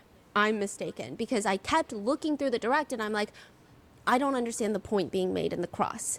Now, in the direct, the prosecutor asks Dawn about this exact incident, perhaps not even an hour prior to Westmoreland asking her, Ms. Richard, directing your attention right to the following year in 2010, did there come a time where you were in a restaurant in West Hollywood, California, and Mr. Combs and Ms. Ventura got into an altercation? Yes. What happened at that restaurant? Mr. Combs punched Cassie in the stomach. Can you please describe what you observed leading up to that incident? We were having a private conversation and we were all sitting, eating at the tables together. When I saw I mean some bad boy, some from our label, and even some celebrities were in the room and they were secretly arguing and he punched her in the stomach. Sean Combs punched Cassie in the stomach. She immediately bent over and then he was like, he told her to leave because I could see him point out, and she went out and left the room. Who, if any, of Mr. Combs' employees were present? Harv Pierre, Capricorn Clark, Mia, D-Rock, Bonds, myself, and Kalina Harper. What, if anything, did Harv Pierre or the other employees present do to intervene after the incident? They didn't. No one intervened. We didn't. So now back in the cross-examination, Westmoreland is asking Dawn about it. Now, you've spoken about that incident before, and you remember being asked who was all there, right? Do you recall alleging several celebrities were actually there? Yes. So when the government asked you who was all there, and I asked you who was all there right now, you didn't mention any of the celebrities, right? Please recall those celebrities now. Usher was there. Jimmy Iovine was there. Neo came through. There were a lot of few others. I don't recall those people, but those were the ones I remember talking to. Those are the ones you remember talking to. Any reason why you left those individuals out when I asked you the question? I thought you were recalling what I mentioned here, asking me to give you the names of the people I mentioned here. Any reason you left these individuals out when the government asked you the question? She just asked me who was there. And if those individuals were there, why didn't you say their name? I'm not sure. So this part, I didn't quite grasp. It felt like in the direct, she did mention that a few other celebrities were there. She did tell the government that. Oh, she say boom, boom, boom, boom, boom, and then a few others. Yeah, like a few celebrities were there. Okay. But she didn't mention them by name, and the government did not ask her to elaborate. I also don't think that if I were Dawn, I probably wouldn't want to bring a bunch of celebrities' names in because... That's the thing. First of all, not bringing other celebrities' names in, and then, you know, if you're asked about a case like this, who was there, then you would mostly mention the people close and, I don't know, work-related around P. Diddy, right? And like the bodyguards, the people working with him right at that moment. And then, of course, there were a couple of celebrities there too. That was Usher, that was him. You know, like, I would also think of, when somebody asks me that, I would also think of the inner circle we're talking about here with the problems. And then, of course, yeah, there was that guy and that guy and that guy. But they're trying to make it look like she's inconsistent in what she says and that you just can't believe what she says because, yeah, she's not always telling the truth or not the full truth or... Wow, this is quite the move. Anytime a celebrity name is dropped in this trial, it seems like there's headline news, a spawns of TikToks and conspiracies, and so I get it. Like, I don't think maybe she's trying to do them a favor of not mentioning their names unless she absolutely has to and is going to commit perjury. So this part I didn't really understand. Yeah, but for Westmoreland, this is another opportunity for her to discredit her, right? Yeah, Westmoreland moves on to her next point, where she asks Dawn Richard of all the times she saw a gun near or on Sean Combs. But she states that it was never mentioned to prosecutors during the 8 interviews she's had with them. And out of 8 interviews, you didn't tell the prosecution, hey, I saw a gun. It was at the studio at Daddy's house. That's the studio name. You didn't tell them that? I answered what was asked of me. They didn't ask you any detail? That wasn't asked at the time. Well, when you say at the time, I'm talking about 8 times. It wasn't asked, I'm sorry. Okay, thank you for that. I feel like Combs is getting a lot of confidence from this cross-examination. So this actually takes place Monday. Tuesday, he comes in, he's like in the best mood of his life. Really? How so? That we've seen so far. Just like lots of more interactions with the jury. He seems very upbeat. He seems like he's got like a pep in his step. And I feel like maybe a lot of it is coming from this. Even during Nicole Westmoreland's cross, he is more frequently looking over at... He had a happy Tootsie Roll. There you go. Nicole Westmoreland and probably the jurors sitting right behind her. One point, he even passes a note to Mark Agnifilo. Mark Agnifilo reads the post-it, looks back at Sean Combs, and just smiles and nods. It feels like it's not an actual note. It feels like, hell yeah, and then he's like, hell yeah. Like, that's the feeling I got. I mean, it could be not. It could be something else, like, I'm hungry, and he's smiling, and I don't know. But it just felt like that. Wow. You never saw Mr. Combs do cocaine, right? Objection. That's sustained. I'm asking, have you ever seen Mr. Combs do cocaine? Yes, you have. Okay. Was there a time that you told the government in interviews that you've never seen Mr. Combs do cocaine? I don't recall that. Let me help refresh your memory. Can you please pull up Doc 3574006? Wow. Can you take us to page 7? This is for the parties. First bullet point. Can you highlight that?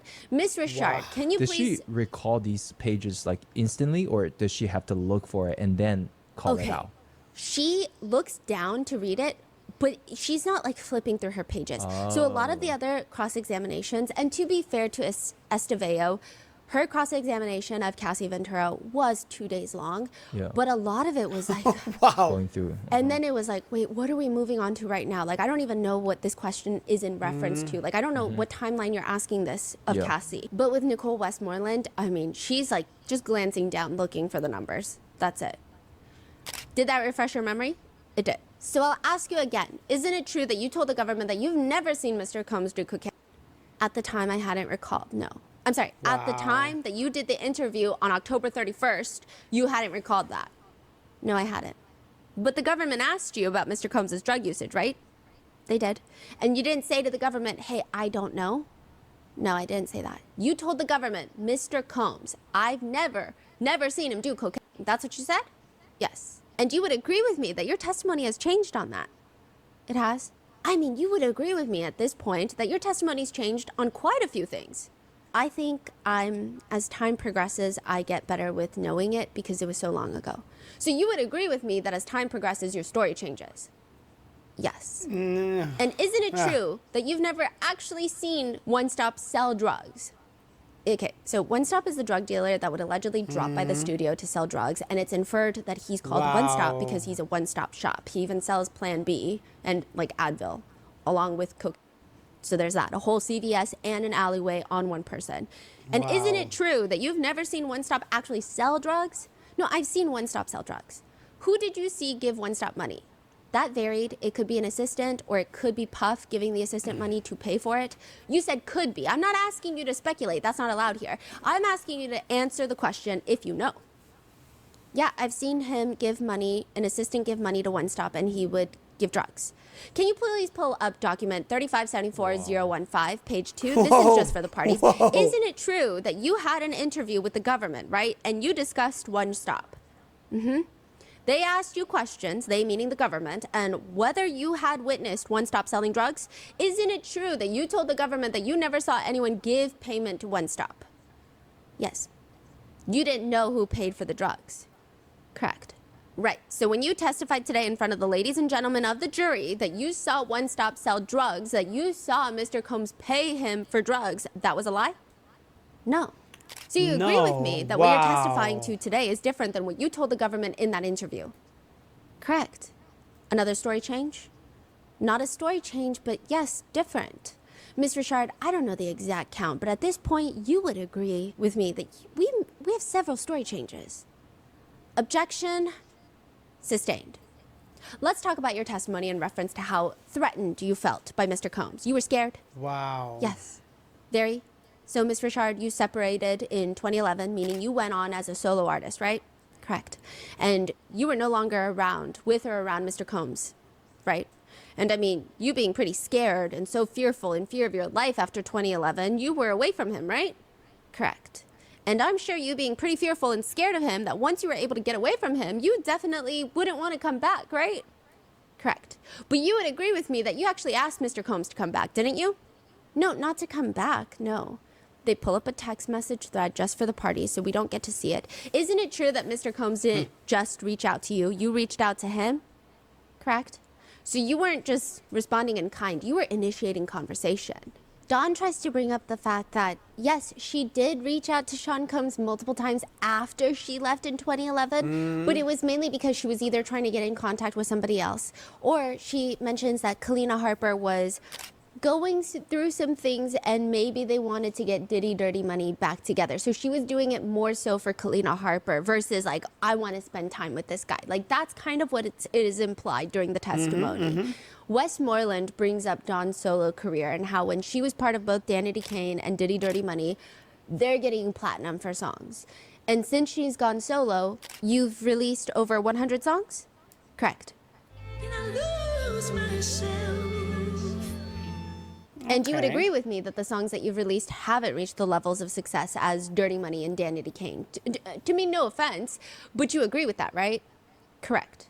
And you agree with me that you actually asked Mr. Combs to sign you as a solo artist before I left.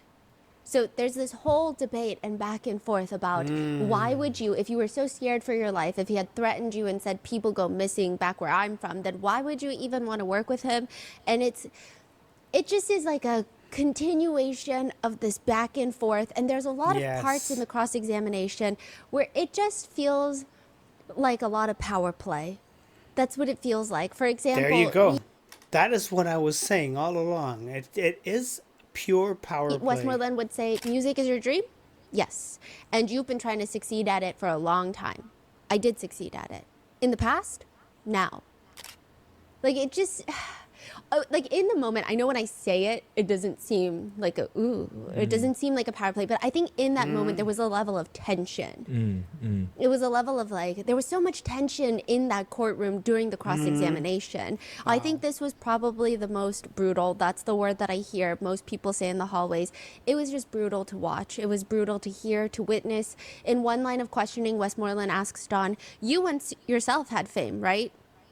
It just, everything seems like there is an emphasis on Dawn Richard only doing well in her musical career when she was associated with Sean Combs. And there's really just, it just was a lot. By this point in the cross, most of the jurors aren't even taking notes. They're not even looking at Dawn Richard, but at Nicole Westmoreland. At one point, there is a brief sidebar, and I'm watching the jurors, two of them, from our perception. They look at each other, their eyes are wide, and they're like nodding, kind of. It gave the, damn, it could have been something else, but it looked like that to me. Even after the sidebar, Combs, he's not even paying attention. He's just pouring himself a water. It feels like he believes Westmoreland has it down pat already, and there's nothing more. Once he's done pouring his water, he's pivoting his entire body towards the jurors, and Westmoreland continues her line of questioning about the lawsuit. And that after Dawn Richard read Cassie Ventura's lawsuit, she then filed her own lawsuit. So Nicole Westmoreland is trying to make it seem like a money grab, like a cash grab. And shortly after Ms. Ventura filed suit, you filed suit yourself, right? And it is your want to get a lot of money from Mr. Combs, correct? No. So you're not filing a lawsuit to get money. I'm filing a lawsuit to get compensated for the work that I've put forth. And you would agree with me that your definition of compensation is money. Yes, correct. I have no further questions. There is this incredibly long sidebar where Dawn Richard looks incredibly uncomfortable. I mean, the whole thing, everybody's looking uncomfortable. Wow. And during this sidebar, okay, so right behind the defendant is a sketch artist on that first pew. And then the second pew is a family friend, because the family, that's usually reserved for the family, but they're not there. So like a lot of the family friends have been sitting in that pew, and he's like looking at the sketch artist trying to do a thumbs up. A court officer was passing by, and so the family friend is peering, trying to look over the sketch artist's shoulder at the sketch. The court officer is walking by, so clearly they see the sketch, and the family friend looks up at the court officer and does like a thumbs up towards the sketch, as in, is the sketch good? And it's just so interesting that the family friend puts emphasis on the sketch. Christian Combs, one of the sons, also had a moment with a sketch artist that we noted at beginning of the trial. Yes. And so I just wrote in my notes, does defendant get pissy about sketches? Because some of these sketches have not been favorable to the defendant. So it's just interesting to see. And what did the officer do? Yeah, isn't that a very clear picture of trash?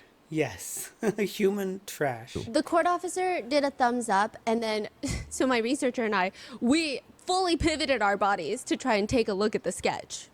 It was not a thumbs up sketch, so I'm not, I think the court officer was just trying to keep everything peaceful.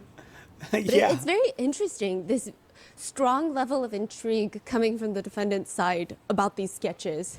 This has been very fascinating. For the redirect after the cross-examination, the prosecutor goes back up, and I will say it's the prosecutor, they're not going to be aggressive in any of these because right now it's the government's case in chief. All of these people are either government witnesses or they're subpoenaed by the government. I do believe when it's the defense case in chief, the prosecutors are going to be a lot more aggressive, grilling a lot of the witnesses when they are in the cross-examination spot. So naturally, the prosecutor is just trying to rehabilitate the testimony and the witnesses' credibility. So during the redirect, she's asking. That is the word that I was missing. I was talking about believability, credibility. That's the... I don't know why it just blanked out. Clarifying questions of why did you now decide to talk about it? Like, why did you try not to think about all of the events? Because that's why Dawn is like, yeah, I'm trying to remember all of these things, but it happened so long ago. And for so long, I just tried to suppress the memory of these. And she says, because it was a hard time. It was a bad time for me and a bad environment for me. Can you describe the process for the jury of trying to recall these events that you've tried to forget for so long? The thing I always see, when you've got people that are traumatized, it sometimes takes years and years for them to face that trauma, to bring out memories, to talk about them, to put them on a table verbally. All of that is acknowledged with every psychological problem there is. And in court cases like this, it is never considered. You have to immediately know everything from like 5 years, 2 months, and 13 days ago. When did you go to the toilet and did you take 2 or 3 pieces of paper? Why don't you know that? I think that is so stupid. Not stupid. It's not fully fair, you know. I don't think it's fully fair. If you have... there must have been, if Dawn Richards saw that kind of a violence that she wasn't really accustomed to, used to, that is a trauma in some way. And our mind pushes that away. And throughout the years, it pushes it even further. Putting like a screen in front of it so you do not remember it. And it can take several months or years for you to lift that screen and to remember things. I don't see that ever taken into consideration during a trial. It's crazy. They don't all come back immediately. I have to go back to memories that I don't want to, and it takes time to remember things that have happened. Yes. During that time that you try to forget. Ms. Richard, without speaking about your personal condition, what, if any, memories have you been trying to suppress? The environment was volatile and it was very hard to work, and so I tried to erase those things from my mind. She said that every day it does get easier, but one thing to note is during the redirect, they mentioned that every single time in every meeting with the government, Dawn Richard has detailed interactions between Sean Combs and Cassie, and they were violent. And there was Cassie being attacked and beaten. That has always been consistent. Now, Yes. there is a quick sidebar that's held before Westmoreland does her recross, where she asks the judge, and we don't hear this in court. We only see this on the transcripts after. So we come home for the day, and then we can see what was happening during the sidebar. So Westmoreland is asking, I'm asking this out of abundance of caution. You might not have an objection. We talked about it yesterday, but you asked her about the financial contention of the lawsuit. I'm going to ask her if she's aware of the $22 million demand. So this is what they were referencing earlier in the cross of this is the letter that your lawyer sent in demand. To which the prosecutors don't like this. She's already testified that she doesn't know there's a $22 million amount that is included, but I don't think that you've laid the foundation that she would have any reason to have knowledge of that amount, even though she said she never looked at that document. Westmoreland continues to argue, I don't think she needs to look at the document to have knowledge. I think she authorized them to file suit on her behalf. I want to ask if she's aware. If she's not, she could say no. Agnifilo makes a further comment. Your Honor, can I add one thing? I think the number is so large. It goes to her credibility when she says she doesn't know that a lawyer asked for $22 million on her behalf. Is different than she doesn't know that a lawyer asked for $100,000 on her behalf. One strains credibility, I think. The judge, though, fully disagrees, saying that's not true. I mean, if she doesn't know what demands have been made, she doesn't know. You can ask questions if you think that someone in her position would know what the number is. Then there are a number of questions you can ask to try and establish that she does or does not know. So you can do that, and let's take it from there and see if you get to a point where the witness says that she's been following and receives the updates from her lawyers and all the other stuff. And then you can take it from there and you can raise your objection there. So during the recross, Westmoreland starts at the point Dawn Richards requested, regardless of if it's for a friend or not, that she wanted to get the band back together. And she's just pointing out that means you're going to be spending a lot of time with Sean Combs, even though he threatened your life and you were deathly afraid of him. Like, you still want to spend time with him. And then she moves on to the lawsuit. And then you went and hired your own lawyers, right? Yes. And you filed your lawsuit. Yes. And you were hoping to be nicely compensated for that, correct? For justice. And justice for you would be money. It would be to be made whole and also be paid for the time that I was with Puff, with Sean Combs, which means money. Yes. No further questions. It's dismissed? No. You're not? No further questions. And with that, the judge looks at Dawn Richard. Thank you very much, Miss Richard. The government may call its next witness. Wow. How long does that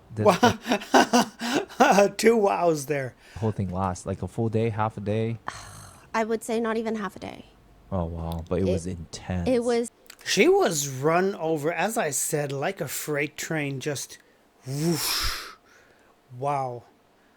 Very, very intense moment. Very intense. It was probably the most intense cross-examination.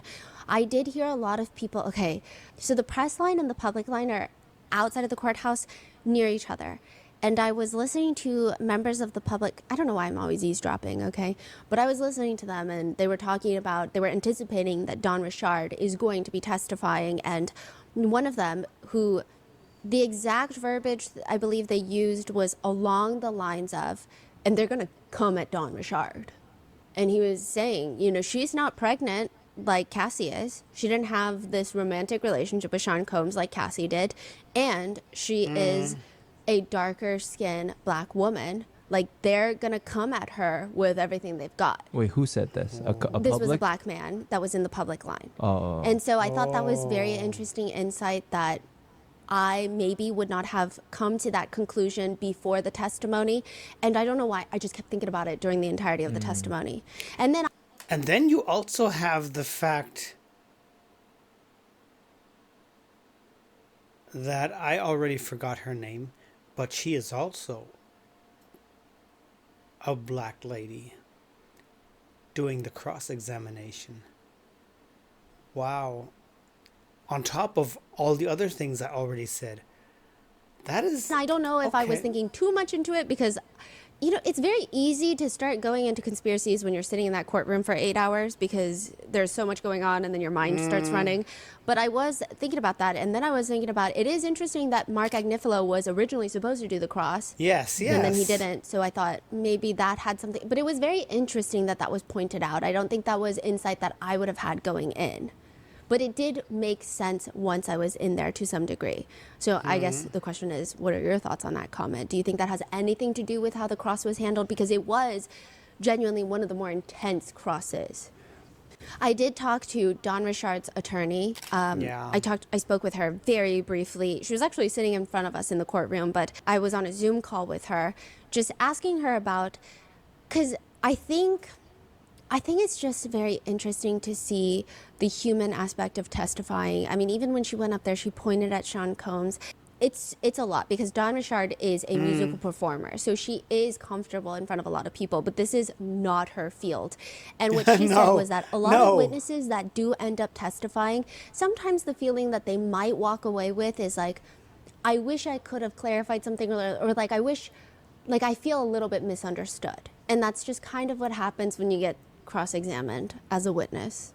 I think a lot of people feel like I didn't really get to say what I wanted to say, or my words got taken out of context. I didn't get to explain, you know, I mean, the cases I have representing victims of sexual assault, my team and I, we spend a lot of time reaching out and trying to get people to be witnesses, to come in and testify.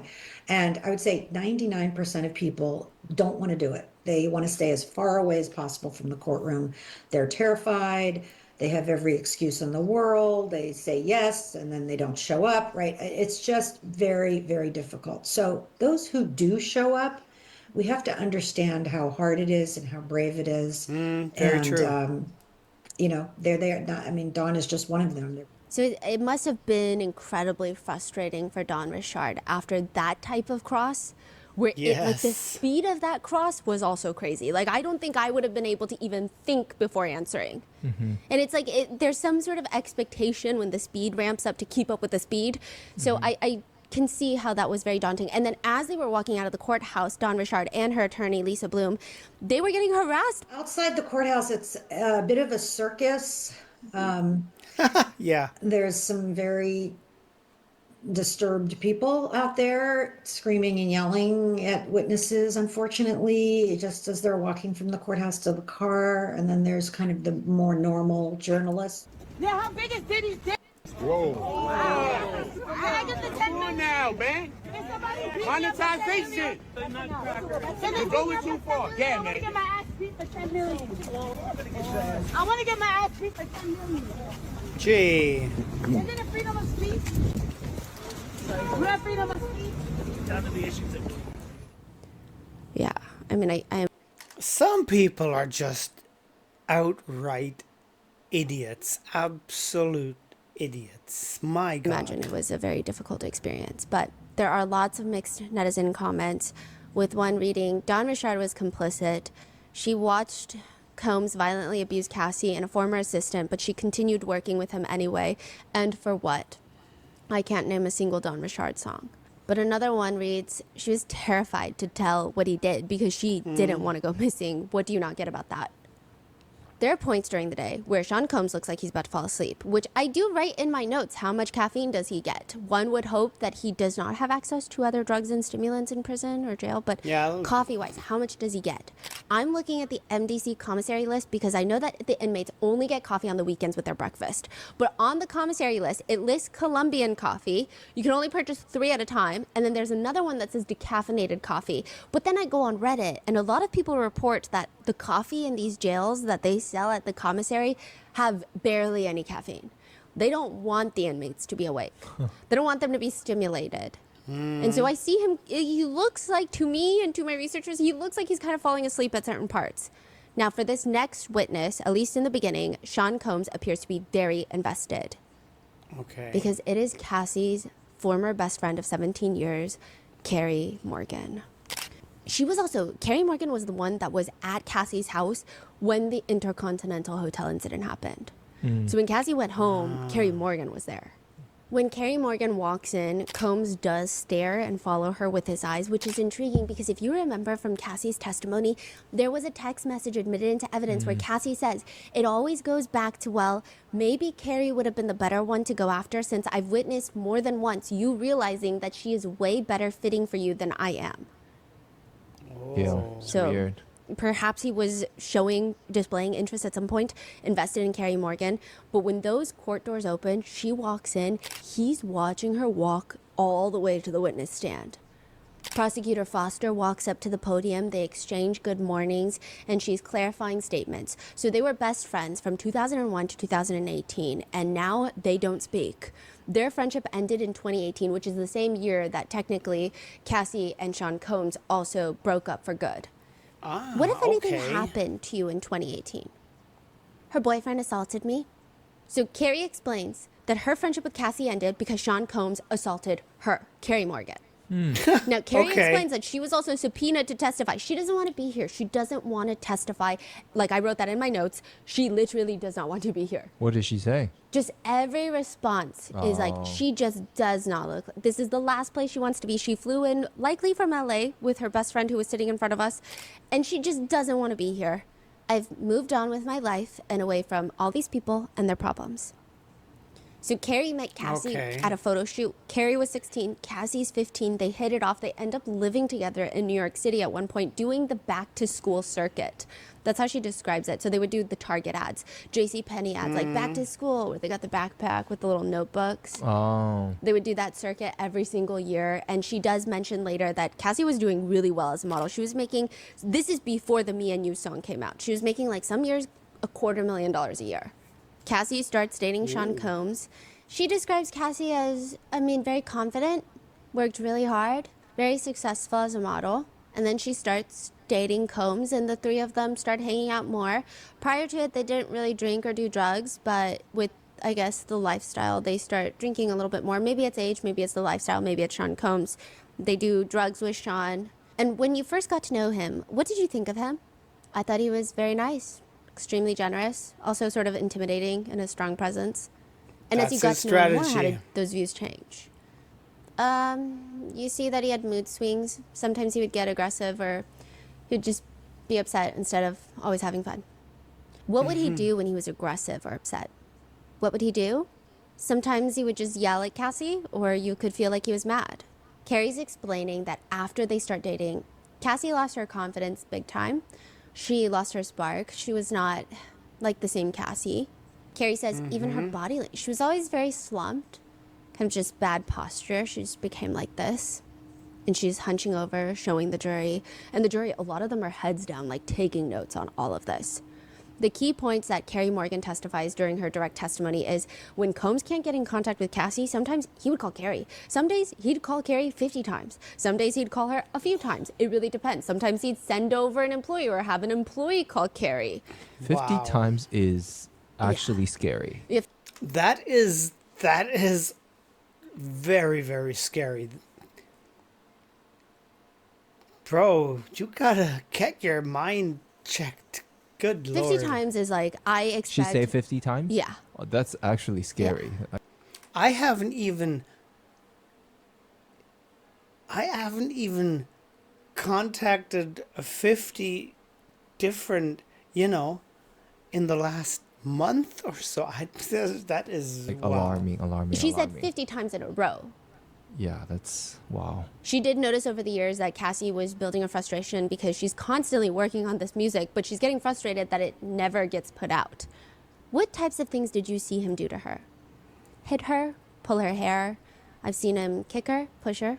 She said on one of those occasions there was a bodyguard around, and she told the bodyguard, do something, because they can both clearly see that Cassie is getting pushed and kicked. And Ruben, the bodyguard, she claims he's not doing anything. And that particular assault on Cassie got so bad, the bodyguard Ruben does nothing. It gets to the point where Cassie and Carrie end up escaping out of the house away from Sean Combs, hiding on the steps of a neighbor's house, like laying flat on the stairs because their house was on an incline so that they couldn't be seen. And they said that they were laying face down on the concrete stairs for 20 to 30 minutes while they could hear Combs and the bodyguards just driving back and forth looking for them.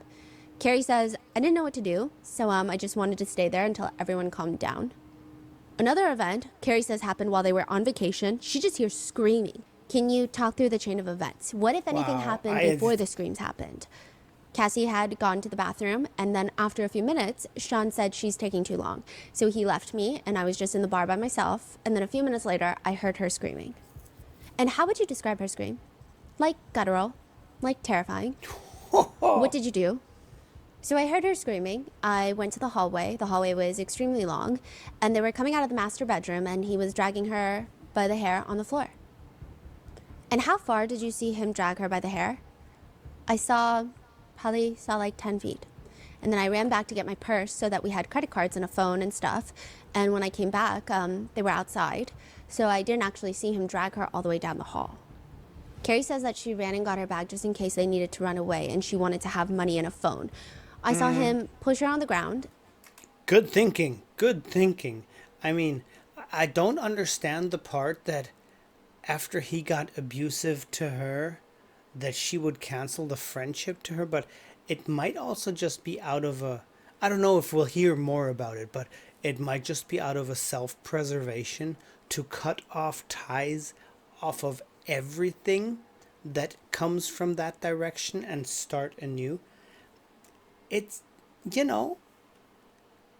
it's like a moment of just fleeing everything and just cutting it off. I guess that could be one thing that happened. And she hit her head on the brick. And how did you see Miss Ventura react after she hit her head on the brick? She didn't move. She fell on her side, so she was like in a loose fetal position, I would say. Were her eyes closed or open? Closed. Carrie says she thinks that Cassie knocked out because she didn't move for like 20 or 30 seconds. Sean and I were yelling at each other, and while we were arguing, she got up and ran into like a wooded area, barefoot. What did you do? I jumped into a golf cart there was 2 golf carts in the driveway, in the circle driveway. I got in one, Sean went in the other one. We went different ways looking for her. Carrie ends up finding her. She came running out of the woods. She got in my car. I turned the lights off. We drove. Wow. I don't remember where we parked the golf cart, but we ended up hiding in a ditch. Again, they could hear Sean and his friend trying to find them, so they're hiding in what feels like hours in this ditch, and Cassie is crouched down with what she describes as a really big bump on her forehead. During this testimony, it's interesting how much Combs' body language resembles someone from the press. Like, he will cock his head to the left, listen with his hand over his notepad, and then once he hears something that he thinks is of interest, he'll start jotting it down. Like, that's one thing all of us, the RM researchers, are writing down, is like, sometimes he genuinely looks like a member of the press found a way to sneak up there. He probably writes down things like, okay, so next time check the ditches too. Or the neighbor's staircase, check that too. Don't forget that. Don't just drive around. The way he takes notes, the way he cocks his head to listen to certain testimonies and then starts jotting down notes, which I know that doesn't mean anything, but it's just, I'm trying to paint the picture, I guess. Yeah. Because even the way that the other attorneys jot notes, I wouldn't necessarily say they look like a member of the press jotting down notes. Sometimes they look more serious, sometimes they look a lot more casual. During those times you saw violence, did you ever see fighting back? Eventually, yeah. Can you describe what you saw from her? I don't remember, but I know she started fighting back. So throughout this trial, prior to this, we just had the Intercontinental Hotel footage, right? Then during the trial, we find out that there was a male escort in the hotel room during the day that this all happened. This was during a freak-off. Then we find out that when Cassie gets home from the Intercontinental Hotel, Carrie Morgan is there. So she walks in through the apartment door, quote, she had her hoodie completely covering her face, and she kind of slumped down. She dropped her bags, and she didn't say anything. She was just standing there. When she pulled her hoodie back, she had a black eye. Then 30 minutes later, Sean Combs comes to the door, and they know this because he starts hitting the door with a hammer trying to bust it open. Okay. How did you know this, Mr. Combs? He was yelling. I could hear him. There was a peephole that we could see through. She even says that she sees the actual hammer that he's trying to burst through the door with. Meanwhile, Cassie is just fully numb. That's how Carrie describes her after the Intercontinental Hotel incident. She was just sitting on the couch. She wasn't doing anything. I was freaking out. And she was just she didn't care if he came in and killed her. She was just wow. I think other parts of Carrie's testimony that she was broken at that moment. Jurors looked locked in. Other jurors, they looked kind of bored, like they were falling asleep. But at this part, it felt like all of them were taking notes. Carrie doesn't really remember who, but somebody called the police. And the only thing is, they asked Cassie for her ID, and she wouldn't give it to them. She wouldn't tell them her name, and eventually they left. She says the whole relationship was very toxic. I wanted her to do what she wanted to do, but sometimes I would tell her that she could leave. Cassie would tell Carrie, no, I can't, because my job, my car, my apartment, he controls everything. She would lose her entire livelihood. Not only that, Carrie mentions that she was the only friend really in Cassie's life at the time. All of her other friends were all employees of Sean Combs.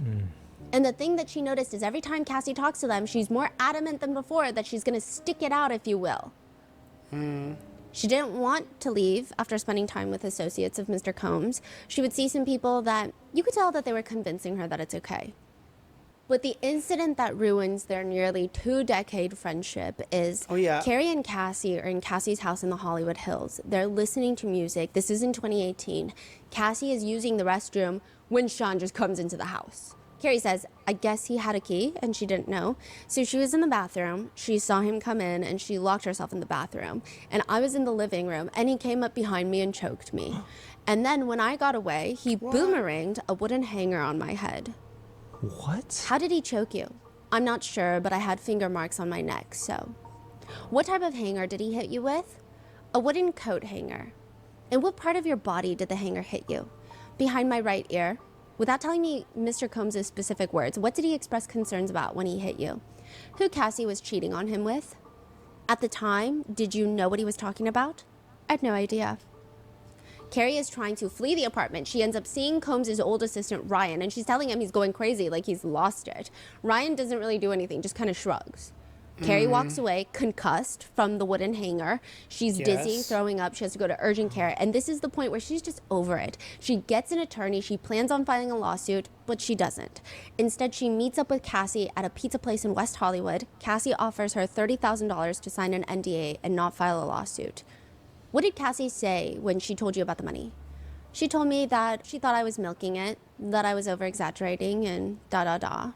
But she signs the NDA without even really reading it. There's no lawyers present. She gets the $30,000. This is the last time she's ever spoken to Cassie. This is where the friendship completely ends. She hasn't spoken to Combs since the wooden hanger projectile was flung at her head. Now, one very interesting thing to note is that during Carrie Morgan's entire direct, I keep writing in my notes, she does not want to be here. And I think even the way she answers, yes, she's answering the questions, but she's not...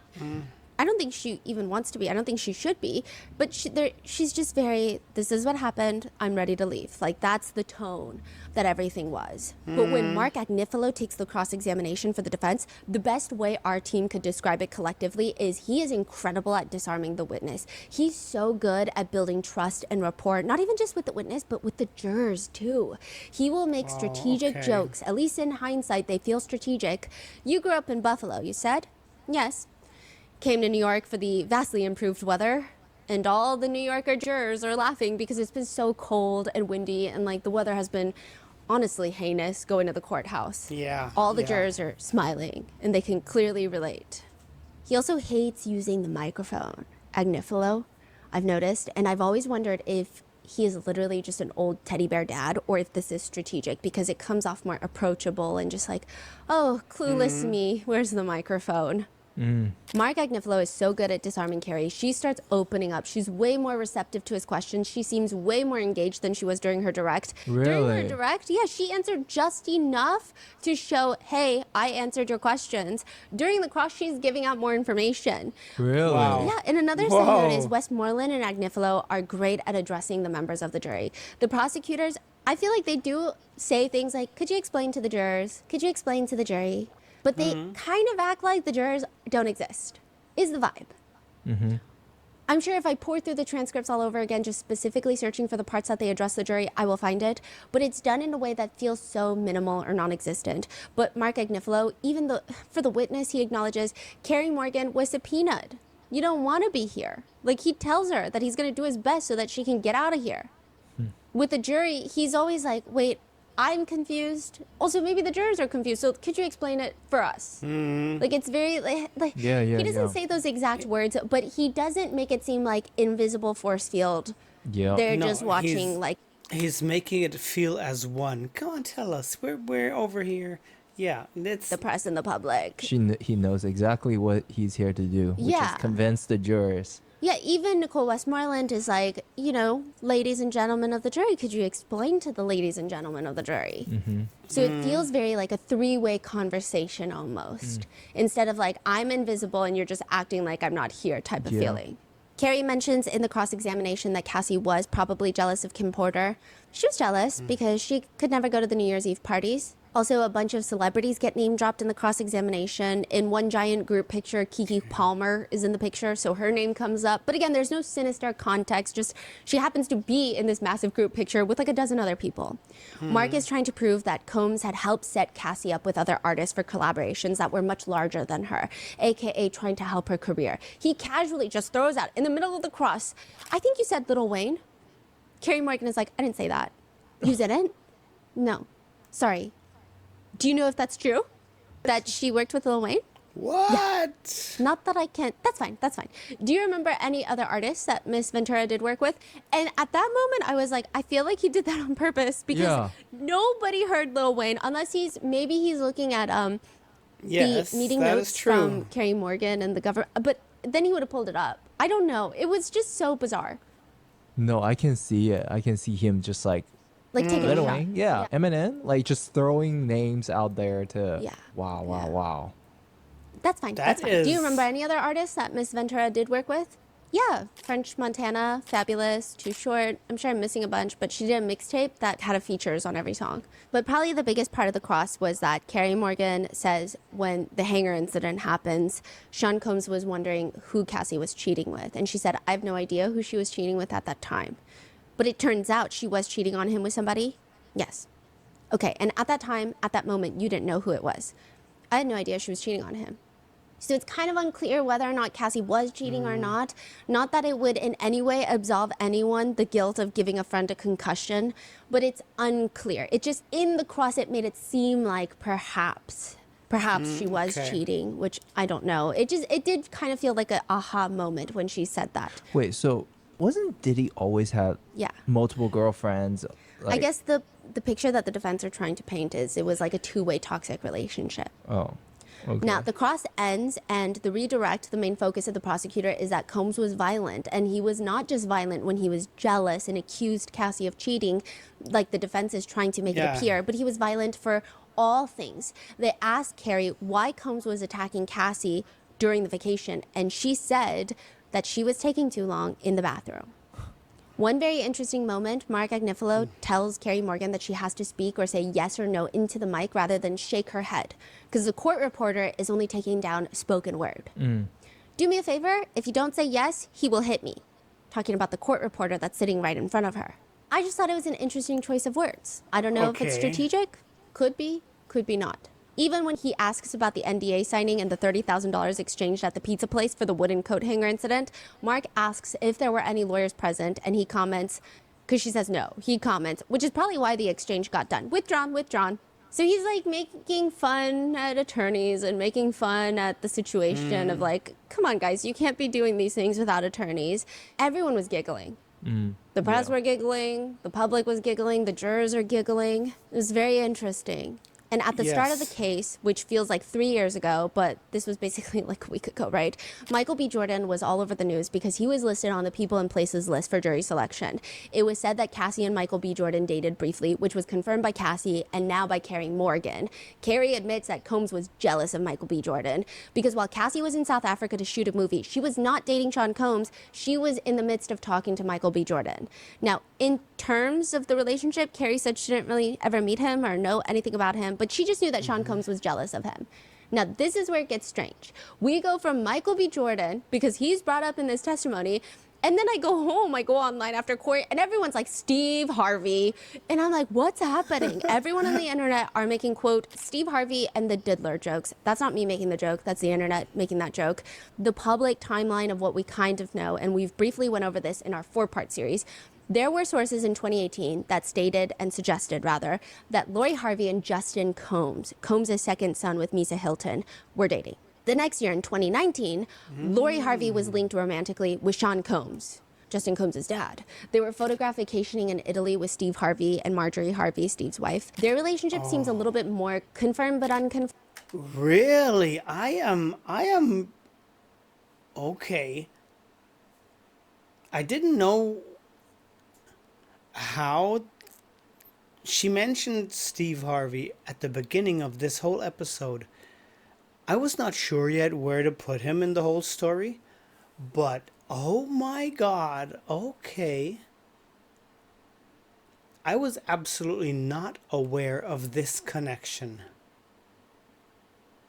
Confirmed. Like, they seemed like there's pictures of her kind of with her arm around him. It seems like they had some sort of close friendship or relationship. And Lori of course Harvey she had has white come out to fingernails. categorically deny the allegations, stating that she never dated son and father. So it seems like perhaps maybe she only dated Sean Combs and not Justin Combs. But the next year in 2020, she starts dating Michael B. Jordan in a very public relationship that is confirmed by both of them. That's how people connect all of this. Now, some people are stating that Sean Combs dated Lori Harvey to get revenge on Michael B. Jordan for dating Cassie. But the timeline doesn't add up because Lori Harvey started dating Michael B. Jordan after she was pictured with Sean Combs. Others say that the vacation to Italy between Combs and Lori was not for Combs and Lori. It was for Combs and Steve Harvey because they were secretly dating. which I tried to find some actual substance to that. It's just a bunch of internet rumors so far, as well as a lot of AI generated content. However, Steve Harvey does make what I think a normal person would consider, rightfully consider, an alarming amount of baby oil jokes. With one segment on his show, someone asks him for tips. This cute little middle-aged lady asks, my husband and I watch the show. He often takes your advice. And well, recently I was in the room laying down. He came in there and he squirted cold baby oil on my back. It was very cold. It was ice cold. And whatever mood I was in, I wasn't in it anymore. And neither was he. So Steve, you give good romantic tips. Can you share some techniques? Steve says, player came in here with that cold ass baby oil. Listen to me. I talk about baby oil all the time because it's a specialty. You got to be a baby oil professional. You need to microwave this baby oil before you come in there. Now, most people don't have a microwave in their bedroom. I've installed one because I need hot baby oil at handy. Now, you don't want to put no microwave in your bedroom. Here's a couple of low budget ways to accomplish it. Run a sink full of hot water and just lay the bottle of baby oil in there for about 15 minutes. Turn it, let it heat up like that. Oh my God, don't ever, ever not include baby oil in your love life. You are missing one of the greatest inventions. Baby oil ain't really for babies. It's for your damn baby. In another episode, he's going over someone's vacation packing list where he says... Okay, I was totally unaware of this connection and of... Oh my God, he's okay. reading it. 3 bottles of baby oil. Whoa, whoa, my all-time favorite. Got to have that baby oil, baby. My all-time favorite, baby. 3 bottles of baby oil. Wait, when was this? Is this before the whole Diddy baby oil thing? Yeah. Oh, this is before the baby oil Yeah. Diddy situation came up. Yeah. Oh, So okay. he's just been like a baby oil lover. I see. Which a lot of people are. A lot of people use it. It's not unheard of. It's pretty common from what I can see for intimate situations. But I guess you don't really hear... Yeah, not like 50 bottles. Like... Yeah, and you don't really hear people like talk about it on TV with such enthusiasm of like... Yes. Greatest invention. In another segment, he's giving advice to a pastor and his wife who have been married for 32 years. I'm just going to keep it real with you. Y'all have been having bowling night and pizza night and like that. Just throw baby oil in there, pastor. It ain't nothing simple about throwing some baby oil in there. I'm telling you, baby oil, it just goes with everything. You can get baby oil on pizza. I done got it on pizza. Before you taste it, you can't even hardly taste it. I had baby oil all around my mouth before. I don't even know what's on there. I'm just a baby oil type of night. It's just baby oil. Praise the Lord, baby oil. Are you serious? Oh my God, okay. Now, praise the Lord, baby oil. Yeah. So that's why Steve Harvey's Instagram comments are now filled with baby oil comments and memes, but there doesn't seem to be an actual direct link. But back to the cross-examination with Carey Morgan, Mark Agnifilo moves to admit Defense Exhibit 1620, which is a text message from Carey Morgan to Sean Combs, and it's a poem, which the prosecutors object. But Mark argues the reason that the poem can be admitted into evidence is, quote, I've never known a poem offered for its truth. He's basically saying no one's going to think that this poem is definitive truth, so that's why it should be admitted. It is admitted, and the poem reads, condensed, deep at the center of my being, there's an infinite well of love. I now allow this love to flow to the surface. It fills my heart, my consciousness. The more love I use and give, the more I have to give. The supply is endless. It's like a self-love poem, and Mark is just pointing out that Carey sent it to Sean. So he's telling the jurors that Sean and Cassie had friends all around them from both sides that wanted them to work out. Unrelated to the case, well, semi, but there's this really sad moment where Mark Agnifilo asks, for 17 years you guys were best friends and you haven't spoken to her since? No. I'm trying to understand this. At the sake of being Captain Obvious, it's May 2025. You have not spoken to Cassie in what, almost 7 years? Yes. In that period of time, she left Sean Combs 6.5 years ago. The reason I stopped speaking to her was because she was not supportive of me after that incident. It all comes back to what you said on Direct. Tell me if I'm right, where she said that you were overreacting about that wooden hanger. Yes. And that ended the 17-year-old friendships, from what I understand. I draw my line at physical abuse. She also has not reached out to me. I don't know why she doesn't reach out to me, so. I'm sure she doesn't have the same phone number anymore, also. And there's this other part where she's asked about if a text message was sent around Cassie's birthday, and she's like, yes. and she lists Cassie's birthday. Like, she still remembers Cassie's birthday to this day. It's just kind of sad. It feels very strange. It's like a very weird feeling. And then when she walks off the stand, she goes to the friend that she came with that's sitting right in front of us. As she's walking down the aisle, she just smiles happily at her friend and says, "Let's go." And they just walk out the courtroom together. And that is the testimony of Dawn Richard, Carrie Morgan, and the new lawsuit filed against Sean Combs. Coming next, we're going to be going through Kid Cudi's testimony. I've been trying to save that one because Capricorn Clark is testifying, and she's heavily involved with the Kid Cudi situation of the blowing up the car, the breaking into the house. So I thought it might be cleaner cut to combine those, as well as potential witness tampering, new hiring of attorneys that has been happening. Also, where is Gina has been a question that has been more or less spoken out in court by attorneys. So that's going to be a whole different, I mean, I'm trying to move some of these testimonies around because the government, they call witnesses based on schedules. And then sometimes it's like, there will be an HSI agent that's testifying. And then all of a sudden it's someone that's a friend. And it just feels, it would just be like, and then it doesn't, like, it's not coherently coming together. So I'm trying to group them in a way where it's like, here's what the government is trying to prove. These are the witnesses. These are the crosses. She's even doing the work of trying to bring it to us in a more understandable way. I mean, kudos to Stephanie and her whole team. They are doing such awesome work here. Wow. Thank you, Stephanie. So all of that will be coming up, as well as the eye drops that have drugs in them. That's a whole thing. So stay tuned. That's a whole and I will thing. see you in the next one. Wow. Wow, that is... Okay, the Stephen Harvey thing really got me at the end here. I did not know any of that. Wow, crazy. Yes, this was very interesting. Both of them, very interesting. I do understand cutting everything after a 17-year friendship, though. It is, of course, you want to just escape that world. I understand that. Wow. Folks, thank you all for sticking around. And if you're still here, you are my hero. And yes, please stay safe and take care out there. As I always say, Sarange, Annyeong, until the next time. Bye.